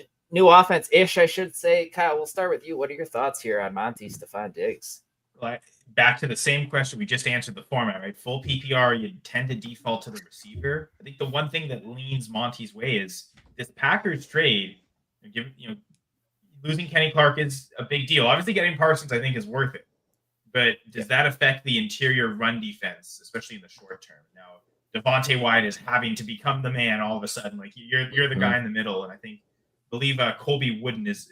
We'll see who officially gets listed as a starter today, but I thought on the depth chart saw Colby Wooden will be their second defensive tackle starting. So is this a game where Monty can maybe take advantage of that? They do try more of the inside running to test these defensive tackles. I think I'm still leaning Diggs just because of the format, but it's I can understand why Josh is asking this. It's pretty close. I'm glad you brought up that point about the run game for the Packers with Kenny Clark no longer there. And I know he struggled a little bit last year, dealt with injuries, wasn't great against the run, but that's a big body now that's not there to stop the run. So it'll be interesting to see how they can, how they slow that running game down. Ike, who do you got here out of Monty or Diggs? I'm going Diggs. I think he's going to get heavily targeted by Drake May. What other pass catchers do they really have other than Hunter Henry at tight end? So that's what I'm going with. And Travion Henderson, a running back. So yeah. You leaning that way, Keith? Yeah, my biggest concern, honestly, about Montgomery is just if I watch Jamar Gibbs do what he did the last 4 games of the regular season, I just can't go back to a 60-40, 50-50 split. That's just, to me, that would be insane. If Detroit wants to reach the next level, Jamar Gibbs being on the field for 70 to 80% of your snaps, I think is the easiest way to get there. And that's no disrespect to Montgomery. It's just Gibbs is that special, because he can do both. And Montgomery just, he's pretty much a goal line back. Even before he got injured last year, it kind of became that. So I am concerned about his usage, but all reports are they're going to go right back to what they've done the last couple of years. I like it. We got a little bit of news here. Michael Plant just posted over in Discord. Guys, everybody listening, this is another reason why you should become a Discord, an all-access member to join the Discord. Michael Plant and Corey are always firing off the news in there right as it happens. Nick Chubb expected to serve as the bell cow in week 1 for the Texans offense. Wow. And like we alluded to, Chris Rodriguez also a healthy inactive today, unfortunately. How about his dad breaking that news? Yeah. that's that's something you don't I don't see know if all the time. Washington's fired up about that, but Right. Here from BD, need one wide receiver, and what a tough question this one is. Wide receiver and flex, sorry. Tetaroa McMillan, Cortland Sutton, Emeka Egbuka. Keith, we'll let you start here. Where are you going? 2 out of 3. again, I mean, I think my answer from what I've been saying, but it's McMillan and Abuka. Like I love Cortland Sutton. He's the one constant in Denver's offense, but I mean, I think they're going to, rock the Titans. The history of, and I like Cam Moore, but the history of number 1 QBs in their first start, rough. Like, go back, look at Caleb Williams' stat line, Trevor Lawrence, Bryce Young's. Like, I mean, it is really rough. And this is going back like 20 years. So I just think they're going to be up. That's going to be more running. And I think both the other games are probably going to have the highest point totals there is. And those are talented, very talented rookies who are immediately either the number 1, target in the offense or the number 2. So I go with the 2 rooks. Ike, how about you? I'm going Sutton and Egbuka. I still think Sutton is going to be Knicks' favorite target for the most part. And obviously, I'm going to play Egbuka everywhere for the most part, too. All right, Kyle, what do you got? Sorry, BD, to no help at all, because I was going to go Sutton and McMillan. Yes. Keith made a point right at the end. Like the 2 rookies are number 1, number 2 targets on their team. I mean, I go all the way to say I think McMillan's easily the number 1 target on the Panthers from the get-go for the whole season. I don't really see. I like Xavier Legette, but not enough to think that he stops Coker, him from right, is the guy that might eat into it, but it's Jimmy Horn. Come on, guys. We all know it. That's true. They got another. Yep, you're right. The truth is, I think as long as Mike Evans there, Egbuka will not be the number 1. So I'm going to go with the 2 guys who are the top targets on their teams, and Sutton and McMillan. Yeah, no, and that's totally fair. Yeah, that's really a tough question. Just to break the tiebreaker, because we all kind of split there. I think I lean Tetaroa, and no, man, I don't know. Ibuka and Sutton, I think it would be for me. Sutton's just always slept on so much, man. But that one really is a tough one here. We got a quarterback part question. of me too is just rookie drafts hammered in my mind. I have a really hard time putting Egbuka ahead of McMillan, because it's been McMillan ahead of Egbuka the whole time. Sure. I still think McMillan's the best wide receiver in this class. I know everyone likes Travis Hunter as the pure comp. We talked a ton about this on Dynasty 6-pack and rookie draft season. I'm still that McMillan's the best guy. And so I just have a really hard time at putting Egbuka ahead of him, whether it's weekly or certainly yearly, but on a week-to-week basis when we haven't seen him yet, I'll trust the profile. Sure. Yeah. Yes. Maybe that's the problem. I can't get over that. I see it like it's always been this way in rookie drafts, so we have to continue to be this way going. Sure. Next one here from Kung Fu Kenny. Drake May or Justin Fields in a tough matchup against his former Pittsburgh Steelers team. Ike, we'll let you kick this one off. Drake May, Justin Fields. I'm going Drake May pretty much all the time. I know Justin Fields has his rushing ability and all that, but I think he is one of, other than Anthony Richardson, one of the worst throws of the football I've ever seen. So I'm out on him, and I like Drake May more. Huh? I mean, Keith's seen Desmond Ridder a lot, so I don't know. He might. And Marcus Mariota, and there's a lot. Like, again, not saying Fields is a great thrower, but these are the 2 QBs I drafted in like 90% of my leagues. I want a quarterback that runs. I don't know why people still take, like the Joe Burrows and Patrick Mahomes when you're getting 3 times the points when they use their legs. I say that, of course, Mahomes had 50 yards and a touchdown Thursday, but normally doesn't run to the regular season. But so I love Fields going forward, but not against Drake May and not against versus the Raiders. I don't think enough people are talking about that May has a great opportunity to be this year's Jaden Daniels. And there's so many similarities because Washington last year, right, got the stud young quarterback starting from the beginning of the season. So does the Patriots. Went from one of the worst offensive schemes, one of the worst coaching staffs in football to, really good ones. And I think you're going to see the same thing with New England, with Vrabel being there. And like May was incredible last year. He threw a passing touchdown in his last 9 games. And if you would have prorated his yards, only Lamar and Jaden Daniels would have had more rushing yards than Drake May. So I just think that he is going to be like a top 10 with a chance to be top 5 QB this year. And this is a great matchup. The Raiders, like outside of what's the pass rusher's name? Just got paid. I'm sorry, I'm blanking on his name. Crosby. Yeah, like Crosby. They don't really have anything else because they spent a top 10 pick the last 2 years on a tight end and a running back, really good ones, but not addressing a pretty weak defense. Like the call, Kyle. Where are you going? Are you making it a clean sweep here with Drake May? Drake May, talk about number 1 picks having struggles in their first games. Feels like Fields, the season opening games usually tend to be pretty bad, and then he figures it out. Mm-hmm. Yeah. I think he's going to do pretty bad against the Steelers defense. This defense saw him all last year. They probably know exactly how to beat him. So I'm benching Fields wherever I have him and thinking that it'll be bad this week, but don't panic when it's bad. I'm expecting to be bad. So I think, easily Drake May. Just Steelers defense, Raiders defense. Yeah, give me the quarterback against the Raiders for sure. The double revenge game. You rarely see that where like both QBs are playing against their former team from last year. Probably speaks to, man, the defenses know these quarterbacks well. It's probably not a good offensive environment to go. I mean, I'm ranking Garrett Wilson, DK Metcalf pretty highly, but other than that, I really don't want to start too many players in this game. Really great good point there, Kyle. Yep. DJ Moore, Emeka Ibuka. Kyle, will let you lead it off here. Who you got out of these two? That one's close. The Bears hatred me, or the Packers fan that hates the Bears wants to say Ibuka, but I mean, until further notice, like DJ Moore is probably the number 1 wide receiver on the team, and maybe Adunze does emerge and it's him, but I think he's kind of a forgotten man in Chicago, right? DJ a little bit. I think I want to just take the shot that it's still DJ Moore, the number 1, and let's see what happens week 1, and I'll ride with DJ Moore. Like you're not. Maybe I'm taking too much importance on top target on a team because I've picked against Ibuka a few times for that exact reason. But staying consistent at least. Is that where you're going as well? Yeah, this might be the run where Ibuka stops because DJ Moore is a little bit still more safer in my eyes because he's the number 1 target. Ibuka, I mean, still think it's going to be a shootout and he's going to be very good, but I'll slow my roll on him for now. And if the Bears can protect against the good pass rush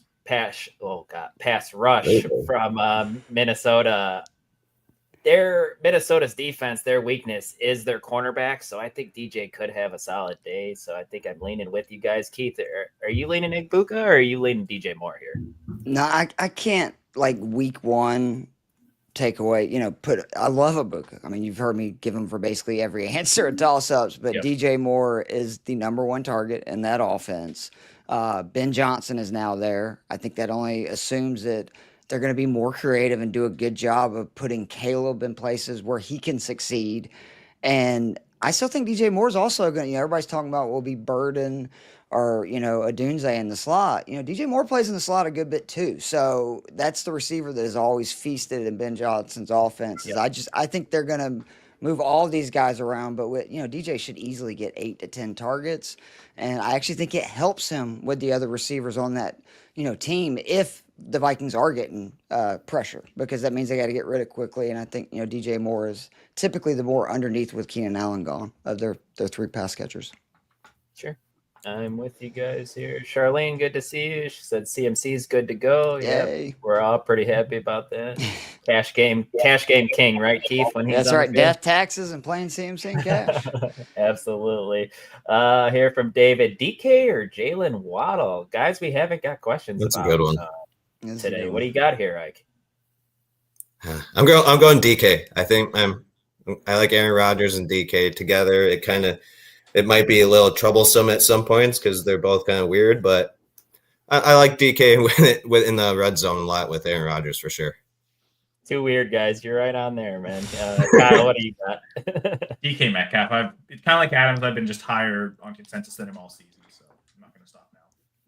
Right on, Keith. Where are you going? Clean sweeper? No, I'm going to go Waddle. Again, I think that the guys just said this. This Steelers-Jets game going to be a rock fight. Like, I don't think there's going to be a lot of offense. I think the Indy Miami game is going to be the opposite of a rock fight. And, I really do think with Jonnu Smith gone, Waddle was one of the, again, best values in drafts because he's going to be targeted more like he was his first 2 years and not last year where Jonnu Smith really ate into that. In the first 2 years, dude was like basically averaging about 8 targets a game, including his first season with Tyreek Hill, which when you think about that, it's pretty impressive. So I really do like Waddle, not only today, but also this season in general. Right on. And just to add to your point about it being a rock fight, that game total is just set at 37.5, which is 5 points less than every other game on the same which is a little bit wild. Next one here from Dane. We got Jacoby Myers or Aaron Jones flex in the flex, full point PPR. Aaron Jones has been an interesting guy here with them bringing in Jordan Mason.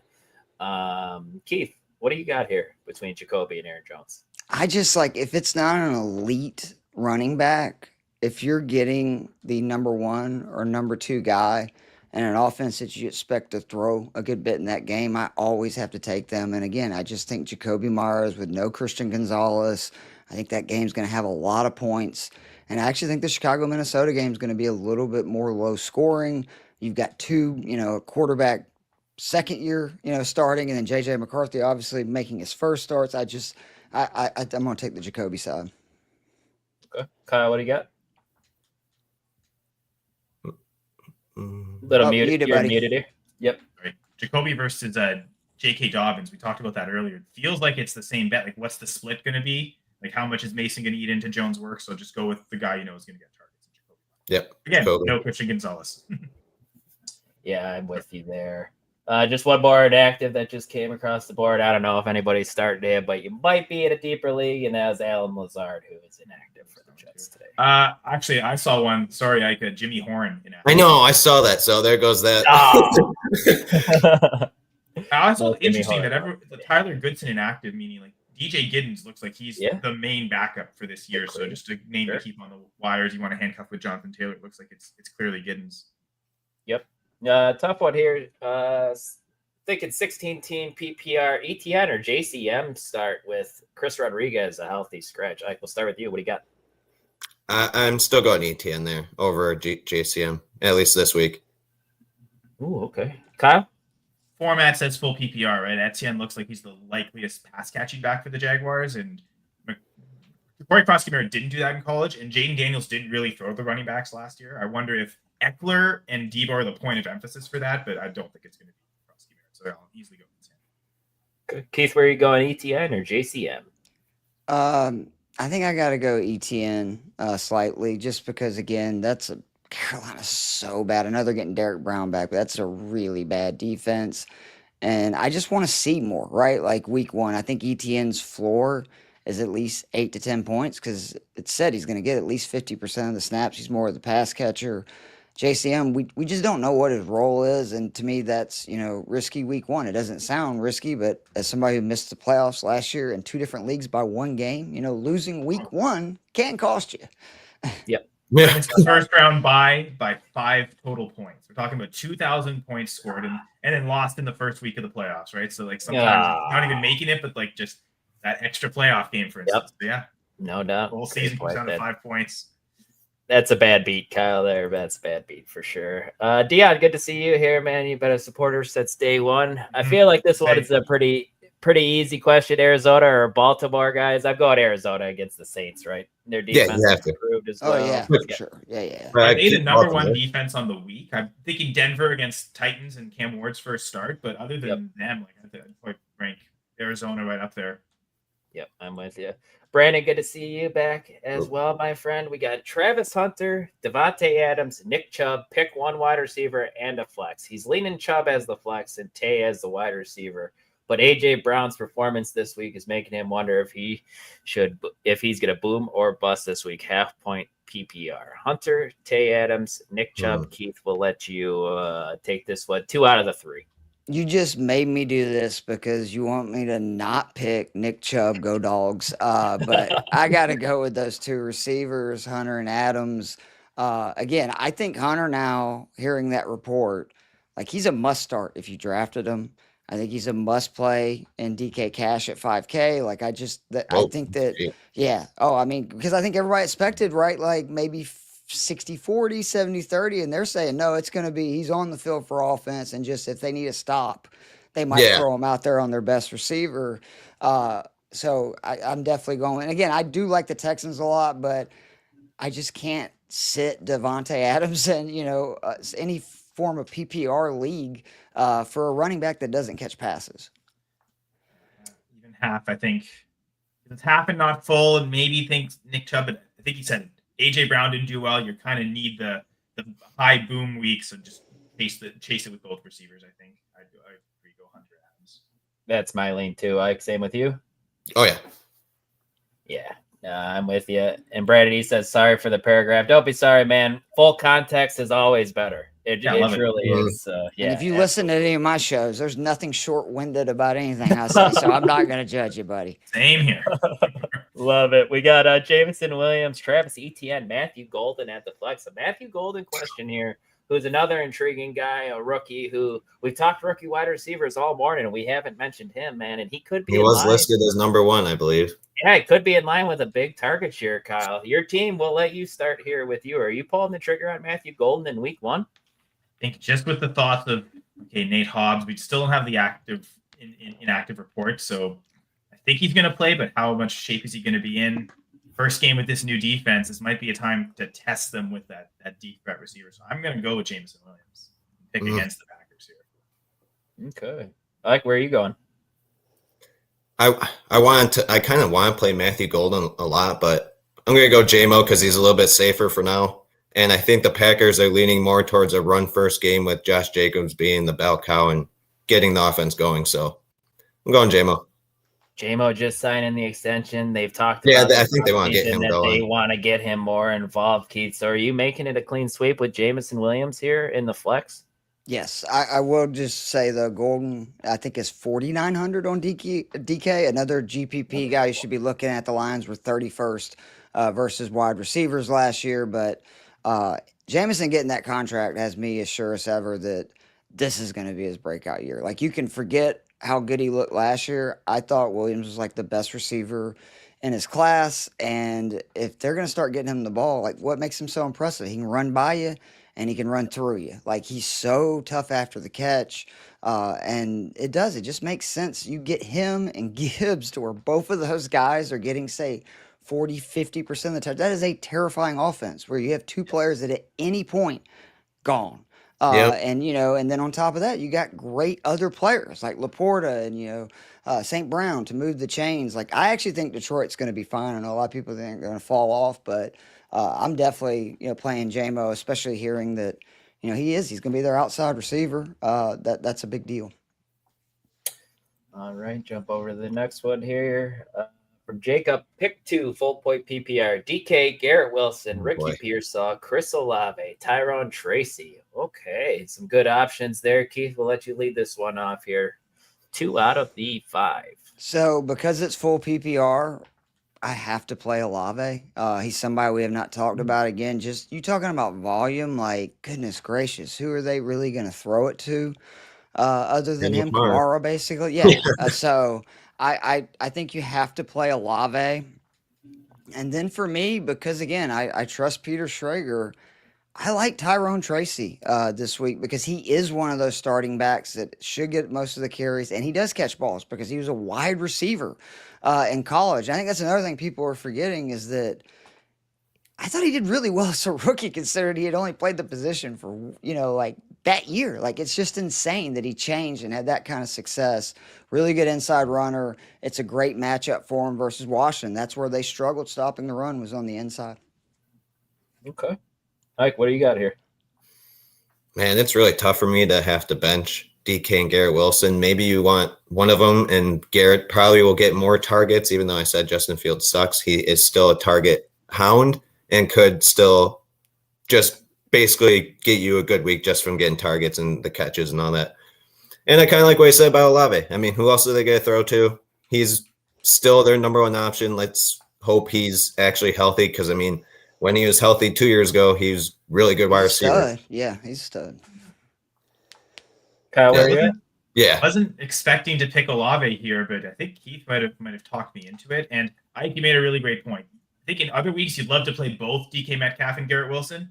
The game where they're playing against each other, and we're expecting it to be one of their more low-scoring games for both teams, feels like you want to take the lane with one. I'm already talked about how bad I think Fields is going to do, so I'd pick DK and Olave. But I think what you do is you take one of those Steelers-Jets guys. I think they're both going to get enough targets. Super safe floor. Maybe the ceiling isn't that great, so you take a ceiling shot somewhere else. But I'd hate to bench both of those guys, Wilson and Metcalf. So just pick, especially since you draft them probably pretty early. Yeah, so pick who you think the offense will perform better. I'm picking DK, but yeah, go with how you think that'll be, Jacob. So I think all three of us said Olave though, which I was not necessarily expecting. No, I did not expect to hear that either. Good point. Definitely not. Oh, he's on so many of my best ball teams. It's outrageous. All right, guys, we did reach the top of the hour. We got a few left, so maybe we go a little bit of rapid fire here to close out the show, and then give the floor to Keith so he could talk some DFS stuff here. So starting with Dion here, we got Caleb Johnson, J.K. Dobbins, and Mecca Egbuka, Nick Chubb, or Ricky Pearsall at the flex. Dion, a lot of good options here. What a draft. Keith, yeah, we'll start with you, Keith. Where are you going here? Just one of these guys. I sound like a broken record, but Buka, again, I think that's going to be a shootout, and I think he's going to get at least 6 to 8 targets. And Atlanta's secondary, I'd love to say it's good. It's not. Kyle, what do you got? I think half PPR, I think I want Dobbins. I just think he's going to get so much work and enough pass catching as well to kind of magnify everything. But in full PPR, I actually think I want Pearsall. Just the still not 100% certain about Juwan Jennings, right? Like how healthy he's going to be, how many routes he's going to run. Feels like Pearsall's in line that he should see a ton of targets. So if it's full PPR, I'll go Pearsall. If it's half PPR, I'll say Dobbins. Okay, Ike. Egbuka. I'm picking him over most people, other than DJ Moore so far. But yeah. I like it. Hear from James. Kyler Murray, Jordan Love, two guys we haven't talked about at all today. Start or sit? Where are you going here? Kyler Murray against the Saints. He's got an illness. Love. He just got reported. He's on the injury report with battling an illness, is what it says, just to give everybody the heads Kyler up. I just read that. Okay. Is active, but yeah. Yeah, right. Yeah. Kyle, take it away. What do you got here?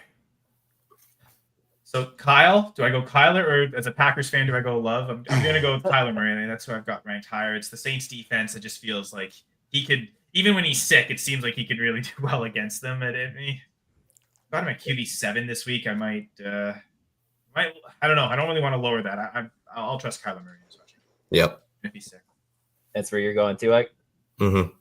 Keith, you still leaning that way, or you like? Yeah, Jordan I can't. Again, I want the guy that runs, and he's definitely got the. Even Dion said Kyler Murray, so I think that's a bullshit from everyone. So appreciate Dion not just for joining here. You mentioned he's been in a Dynasty 6-pack comments as well. Yes, we like Drake London. One from our guy Eddie here. Do we like Drake London? I'll hold off. I'm sure Keith's going to talk about him in the DFS. Just real quick, because I want to add this here so everybody can hear it. So, I'm huge on London because he has 448 yards and 28 receptions in his 3 home games versus Tampa. So you got to love that. He saw 60% of the red zone targets last year. He had the highest per game targets, receiving yards, fantasy points in the 3 games with Penix. But then this is why I love PFF. I went to go look.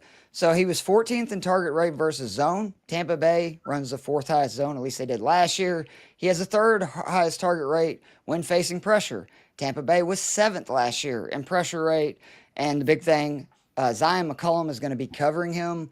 London has 35 career snaps or routes versus him. He's been targeted 30% of the time on those. So Drake London has a very good chance to be wide receiver number 1 this week. And I think he has a great chance to be wide receiver number 1 for the year. Could possibly here. We got one from Juan. Who would you start? Looks like you got to start 3 receivers. A little bit of. So I imagine if there's a flex spot, you're going to start 3 of these running backs: Jonathan Taylor, Josh Jacobs, and Travion Henderson. I think if you have, like, it doesn't mention if there's flex spots or not. I think I'm with you. You for sure have to start Taylor and Jacobs, and if there's a flex spot, start Henderson, and then for the receivers, Adams and Debo. You can't pass him, obviously. So yeah, and playing Cup and Adams together is bananas, but it can be done. I think Adams, Downs is Debo a receiver that honestly I like probably the most out of that group this week.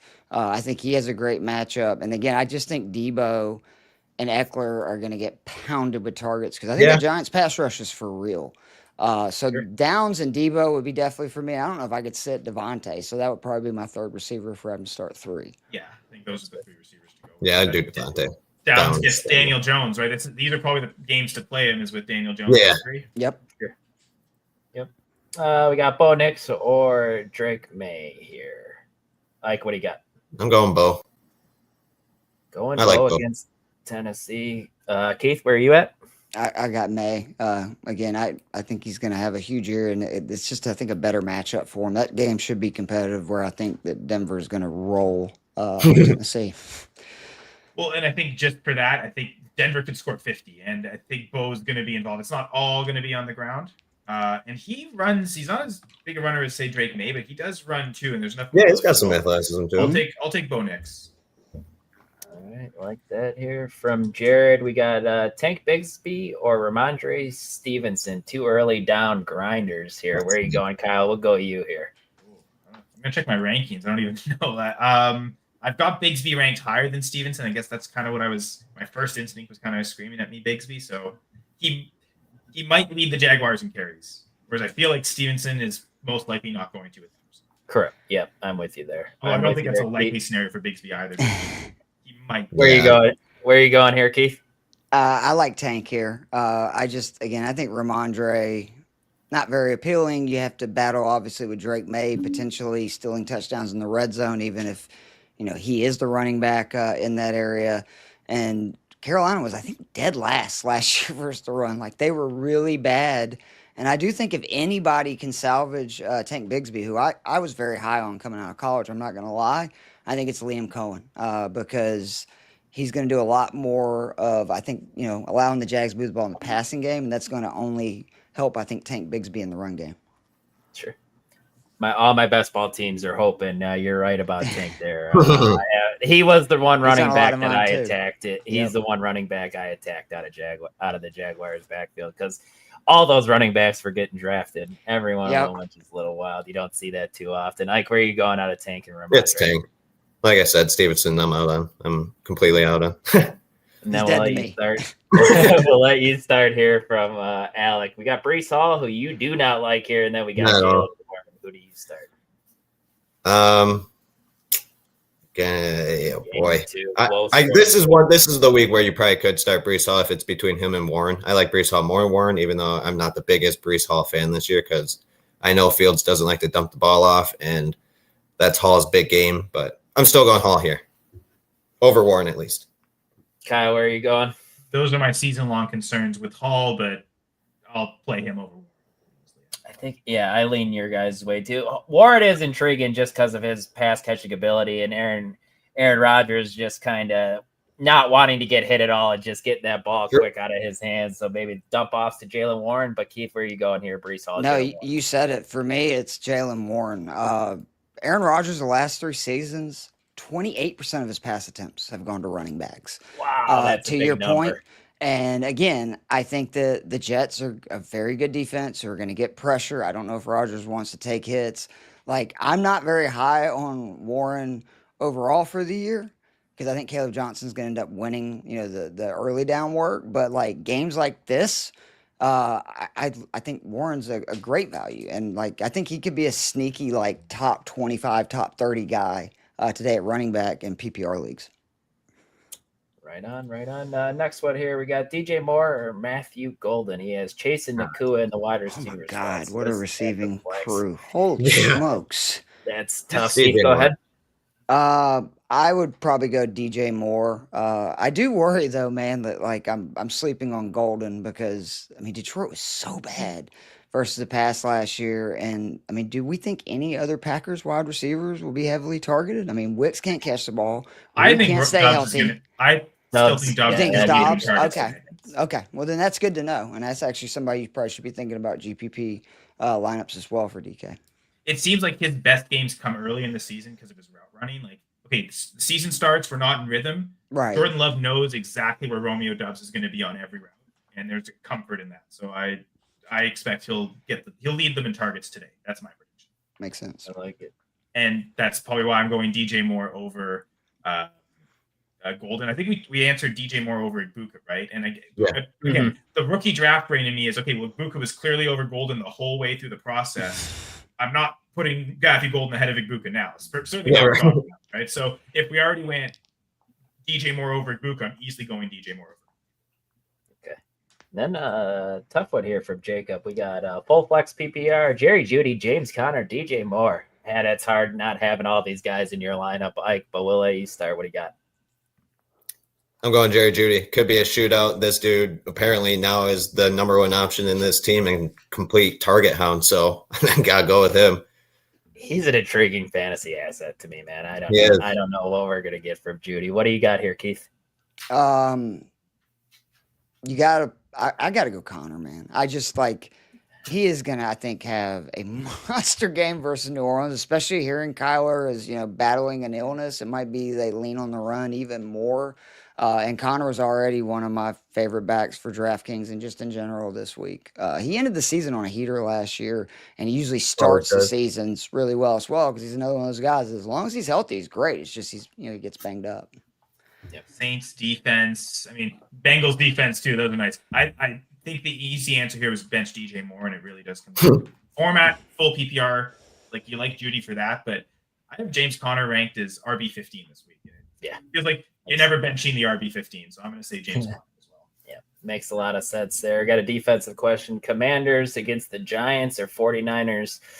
Against the Seahawks. A little bit of context. 49ers have Saints in week 2, so it could be a 2-week play, but he likes the Commanders defense against the Giants, which also makes a lot of sense. Where are you guys going here? Kyle, I'll let you start.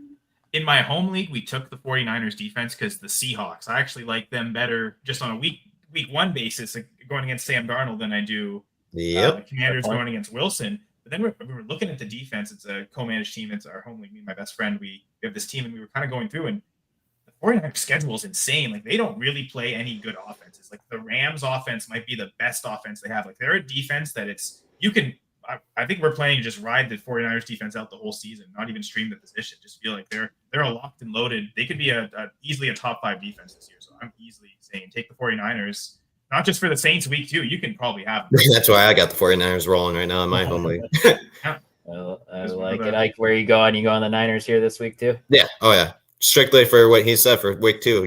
You're fine with giving up week 1 if it's bad or good. So sure. Keith? Yeah, I think it could be a month play to his point. Like, they are, again, you talked about the Seahawks Saints, then they're home for the Cardinals and Jags. So I like that. And also, again, as a Georgia fan, I try to keep it real. Mikael Williams is a stud. Like, I think that he may not be this year, but eventually he is going to be a pass rush machine and like maybe their next Bosa. Like, it's just his pressure rate at Georgia was insane. Love it, love it. Looks like we got about 3 questions left before we hand it over to Keith for the DFS stuff. 14-team PPR, pick 1 flex. Romeo Dobbs, Braylon Allen, who's getting a lot of buzz. Trey Benson or Ray McLeod with Darnell Mooney out. Rashee Rice is waiting in the wings for him. Packers versus Falcons. Here we go, Keith. Kyle, I'll let you start, man. What do you got here? Go Pack, go. I already said I think Dobbs is going to lead the team in targets today. So Romeo Dobbs. Yep. Romeo too. So it's Kyle. Keith, where are you going? Yeah, he convinced me. I will again though tell BD drop Ray McLeod and go pick up Casey Washington. And I don't even necessarily mean you're going to play him this week, but everything I've heard this summer is he's going to be the big play guy. And Penix, what do we know? He's got a cannon, right? So. And they've really connected. So if I was going to have another pass catcher other than obviously like Pitts, Mooney, and London on my roster, I would have Casey Washington. I promise you he's available. Okay. And then from Brandon here, it's Tyrone Tracy over Nick Chubb this week, right? I think we're in consensus of that, boys, or no? When I first saw that question, I was like, is it that easy? I have it ranked that way, but I think it's only like 2 spots where I'm higher than Tracy over Chubb. So I think it's close. But yeah, I would lean Tyrone Tracy. If it's PPR, running against the Rams versus running against the Commanders. Sorry, Keith. Just feels like good.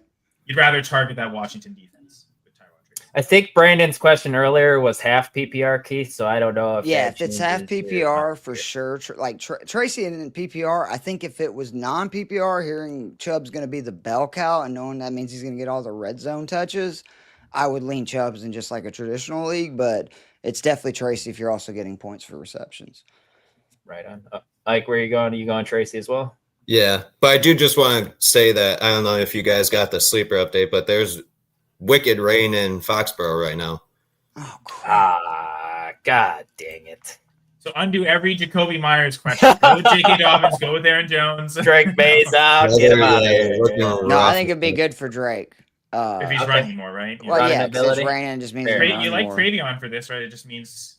Bowers might Ike, catch Does a this make you back thousand in on passes. Stevenson? Just kidding. Just kidding. Good stuff. Pick 2 for PPR here from Jody. Wide receiver 2 would flex. DJ Moore, Emeka Egbuka, Travis Hunter, Jalen Waddle, Jamison Williams. You want to talk? Yeah, this is that's a tough one. Tough one. Ike, where are you going out of these two? Or two out of these guys? Well, I already said DJ Moore over Egbuka, so I have to do that. And I think I'm going Jalen Waddle. Keith said he can be heavily targeted with Jonnu gone, so I know you drafted Travis Hunter to play basically right away, but man, this is a tough one. I go DJ Moore and Jalen Waddle. In my half PPR rankings, I do have Waddle and Hunter the highest. In full PPR, it feels like that simply helps Waddle. Like that makes it even stronger of a play. But then I guess maybe that in full PPR, does that put DJ Moore ahead of Travis Hunter? More volume with Moore, the more boom bust half PPR guy with Hunter. I'm not sure. I think I'm still going Waddle Hunter. Okay, Keith, how about you? I mean, we get 3 though, right? No, he says pick 2. I'm sorry. 2. I would go the rookies. I just think that again, Ibuka, I'm starting over all those guys except for DJ Moore, but that was a half point PPR, was it not? I couldn't remember.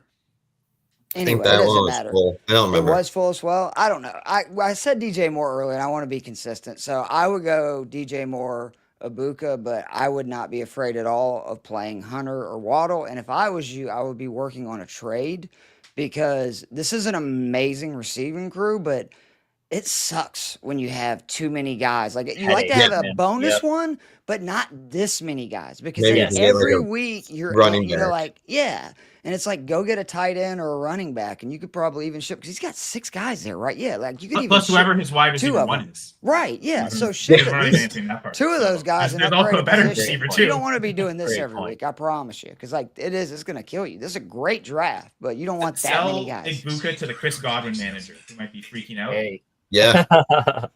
Right? Good point, Kyle. Good point. One from Aiden here. Stuck between Golden, Brees, or Diggs in the flex spot. I understand why you're stuck here, man. Not an easy one for me. Kyle, where are you going? If it's half PPR, I think I'm pretty easily going Brees Hall. But then once it gets to full PPR, if he's got a lack of receptions with Fields, that's where it can get trickier. I think I'm still going to lean Brees Hall, though. It's tough to running backs to get volume. It's so tough to pick against them. No doubt. Keith, how about you?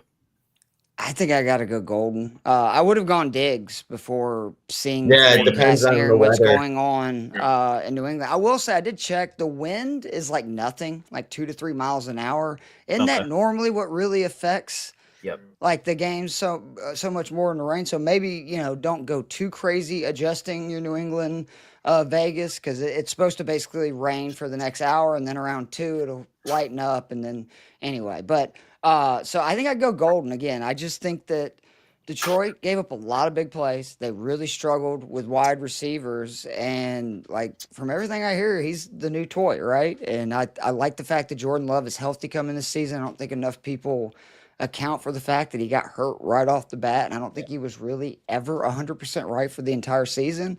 And we see more of the love that we saw, 2 years ago. If that's the case, like Golden could come out hot and end up really having a big year, being, kind of the number 1 guy in that offense.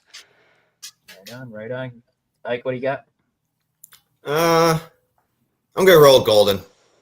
Not the biggest Brees Hall fan. Been saying it for a while. Diggs, if the rain is still there, you can't do it. Still could get targets, but I'll go Golden. All right, couple left here. Just wrapping it up. Egbuka or Cedric Tillman? Egbuka. We'll just start with there. You're gonna go Egbuka. Kyle's nodding in agreement, so it's Keith. Okay, and then we got Kyler Murray or Trevor Lawrence this week. T-Law for me. Again, I don't like the fact that Kyler said he's, ill. You look at how much Baker ran last year compared to the amount that Baker had ran the previous 2-3 years. T-Law could end up being a sneaky guy that gets like 300-400 yards rushing. And if he does, That's huge for him because I think, again, this Jags offense is going to be so much better with Liam Cohen, and then just a great matchup. So I actually like T-Law at 5,300. I think on DK is somebody that's in at least 50% of my cash game lineups this week. I like it. Kyle, where are you going? Yeah, Buka, like you mentioned. I'm going Tyler though. I think I already said QB7 for me, and even with him being sick, I don't think I'm lowering him. So, okay. Kyler, where are you at? Kyler for you. Okay. And then Slim said he's new subscriber. We appreciate them, and Thanks, we Slim. appreciate it, and hopefully we help you out here. From Courtney, we got pick 2 of the 3: Judy, Egbuka, or Pearsall. Ike, what do you got? First 2, Judy and Egbuka. Yep, I'm with you there, Keith. Yeah, I think that's right. San Francisco, I think it's going to end up being the Kittle show a lot this year. Like, I actually think he's going to be the number 1, pass catcher, at least early this season, till everybody kind of gets healthy. So, I'm going to go with Judy and Ibuka. Ripley making George Kittle fan? We heard George Kittle mentioned in Ripley. No, dude. Hey. No, we can Not turn even it into a dog show. Oh. I got that dog in me. Just dog not show. Yeah, mine's upstairs now. Yeah. Hey, you gotta get down, buddy. Love it. I love it. Alvin Kamara or T-Mac here. It's Michael Plant, so give quick. Kamara. I think it's Kamara. Yeah, I'd have a hard time sitting him in a game that he's going to be down. Regardless of who the quarterback is, he's going to get volume. Are you guys still leaning Kamara over Jared Judy here? He has Henry and Brown Kamara for sure. Yeah, I think I would. Yeah. Yep, I'm there with you guys. And last question we got here from Sports Spotlight: Start 3: Keon Coleman, Egbuka, Chuba Hubbard, Roma Dunze, or McMillan. Full point PPR. Kyle, what do you got? You got to pick on the Jags defense. It's got to be one of the Panthers players. I mean, I expect Chuba Hubbard to get most of the volume. So it's the same argument earlier with James Conner. I think I've got Hubbard maybe even ranked higher than Conner. Yeah, one spot ahead, RB14. And to me, you don't bench RB14. So I'll say Chuba Hubbard. It's start 3 here. Oh, start. Wow. Okay. Chuba Hubbard and McMillan, I guess. And Egbuka. Yeah, go with Egbuka, Chuba, and McMillan. Yep. If there's games where the Panthers are playing a defense that's like, oh, that's a tough defense, maybe you don't want to play both. But if it's the Jaguars, I think.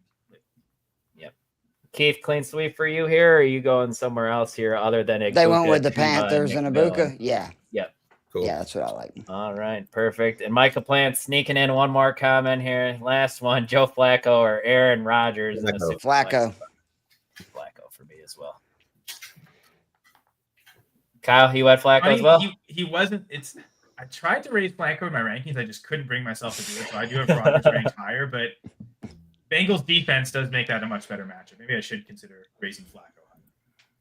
All right, cool guys. This was a blast. This is my favorite thing to do all season. The start sit portion of this show is fantastic every week. Before we get out of here, leave it to Keith though. Kyle, I just want to give you the opportunity to go ahead, plug some stuff, tell everyone where they can catch your stuff this year. So you can follow me on Twitter at Senra Says. I'll write weekly articles for Fantasy Six Pack. For these next upcoming 3 weeks, it's mostly going to be what I call goal line report, just looking at usage inside the 5, or teams running more, passing more, if there are specific players that are getting more opportunities than we expected. But starting week 5, once there's been a month of data, I'll start putting out the goal line guide, a weekly matchup-based article, which I could incorporate into these start-sit decisions for sure. And it's just looking at offensive efficiency inside the 5 versus defensive efficiency inside the 5, who's allowing touchdowns, who's not, and cross-referencing those matchups on a week-to-week basis, and give each team a goal line rushing score, goal line passing score to kind of identify where touchdowns are most likely going to come. We like touchdowns in fantasy football and for real-life NFL, so anyone can check out this article. Love that, Kyle. Injury impact will be out Monday, so that's what I do. Love it. Yep, catch him here on the Sunday Social here. Same with me. Just catch me here every Sunday. You can follow me on X as well, even though I'm not posted a lot outside of Illinois Fighting Illini football. I'm usually pissed off, but follow me there at D Clemons 2222. So yeah, we're gonna leave it here for Keith to do the DFS stuff. But until next week, we'll see you guys. I enjoyed it. Absolutely, Keith. Thank you. All right, I'm just going to spend like 5-10 minutes tops going through kind of my last minute. I'm going to bring Nico up here because I don't like being by myself. The quarterback position. Originally, I had Bo Nix and Drake May. Really, it's the only plays in cash. I've came around on Trevor Lawrence. You just think about like the upgrade of, Cohen now being your head coach and the offense kind of running through him. And then the news that Travis Hunter is going to play, predominantly on offense and just situationally on defense. I mean, that only ups his value, especially versus a bad defense. And then on top of that, like I had forgot Baker's rushing numbers like exploded last year compared to previous years. And we know T-Law is every bit of the athlete that Baker is. So I think that's a good situation. My most owned quarterback's Drake May. A little concerned about the rain, but dude threw a passing touchdown 9 straight games, averaged over 18 points per game for the season and his 11 starts. And then the big thing for me was the 421 rushing yards in just 11 games. So even with the rain, I still like May a lot today, and you don't have to stack him. And that's probably what I'm going to do is make the adjustment if I had like Henderson or Diggs or somebody with him, and now I'll just play May by himself. The running back, CMC, I'm going with them in some cash game lineups. Not as many as I was early in the week.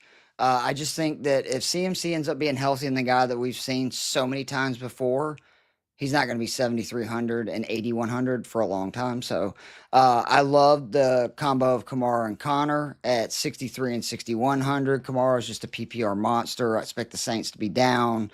Connor, I mean, the Saints gave up 6 most rushing yards last year, tied for the most rushing touchdowns allowed. We just found out that Kyler Murray is dealing with an illness. He's going to play, but he's a little sick.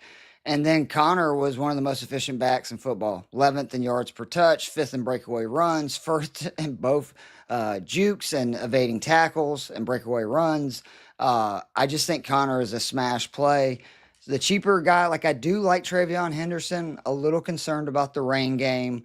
I also just love Jaylen Warren, who, again, like Rodgers has been throwing so much to the running back the last few seasons. So PPR, like especially DK, which is what I predominantly, or it's all I play basically. I like him. The wide receivers, Chase, obviously, duh. Higgins, obviously, duh. They have a great matchup, but London, it's just outrageous. He's 14th in target rate versus zone. Tampa, 4th in zone last year. So that's good. 3rd highest target rate when facing pressure. Tampa last year was 7th in pressure rate.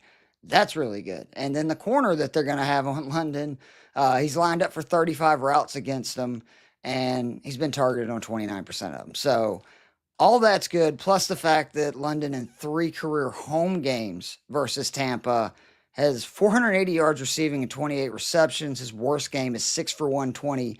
Don't forget 2 of those games, Marcus Mariota and Desmond Ridder was the quarterback. So pretty impressive.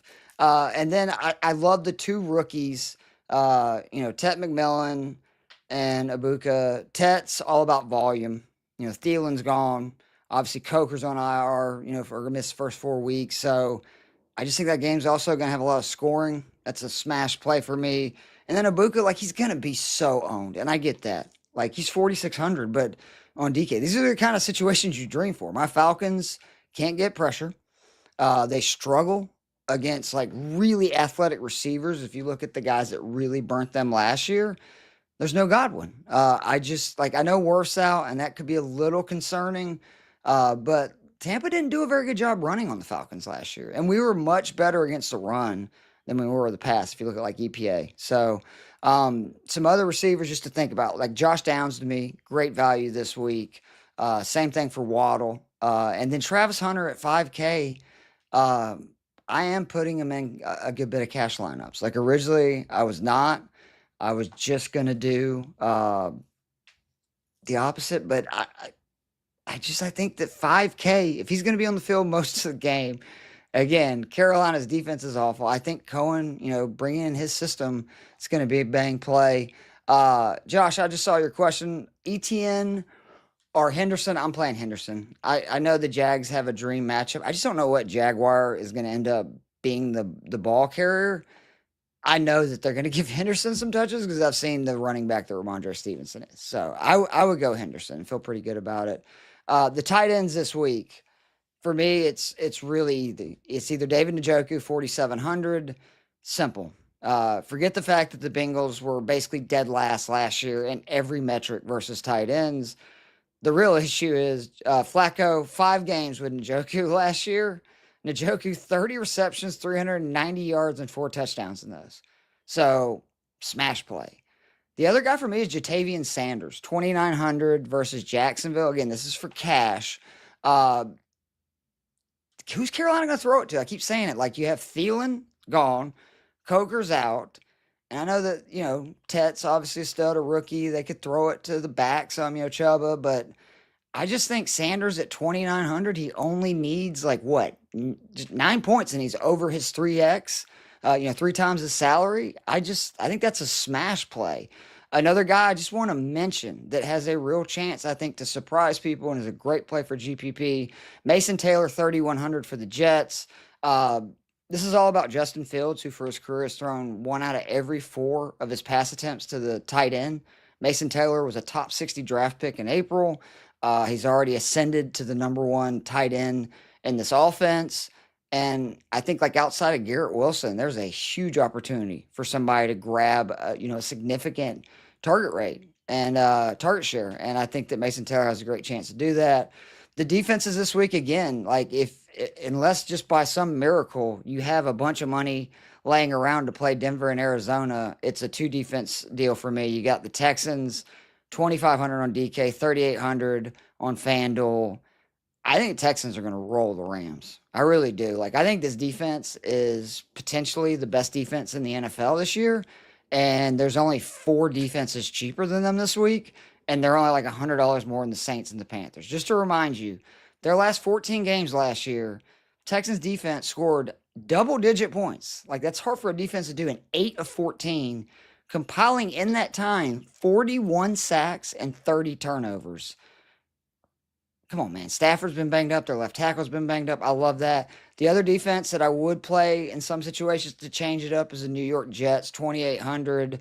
I think that you're going to see the Jets return to the defense that we saw 2 years ago and not the defense that we saw last year. Don't forget, they were 3rd in EPA on defense in 2023. And I know last year was a mess, but then week 1, you're playing a 40-year-old Aaron Rodgers. Let me give you the list of quarterbacks that are older than 40 that have had a successful, full, NFL season.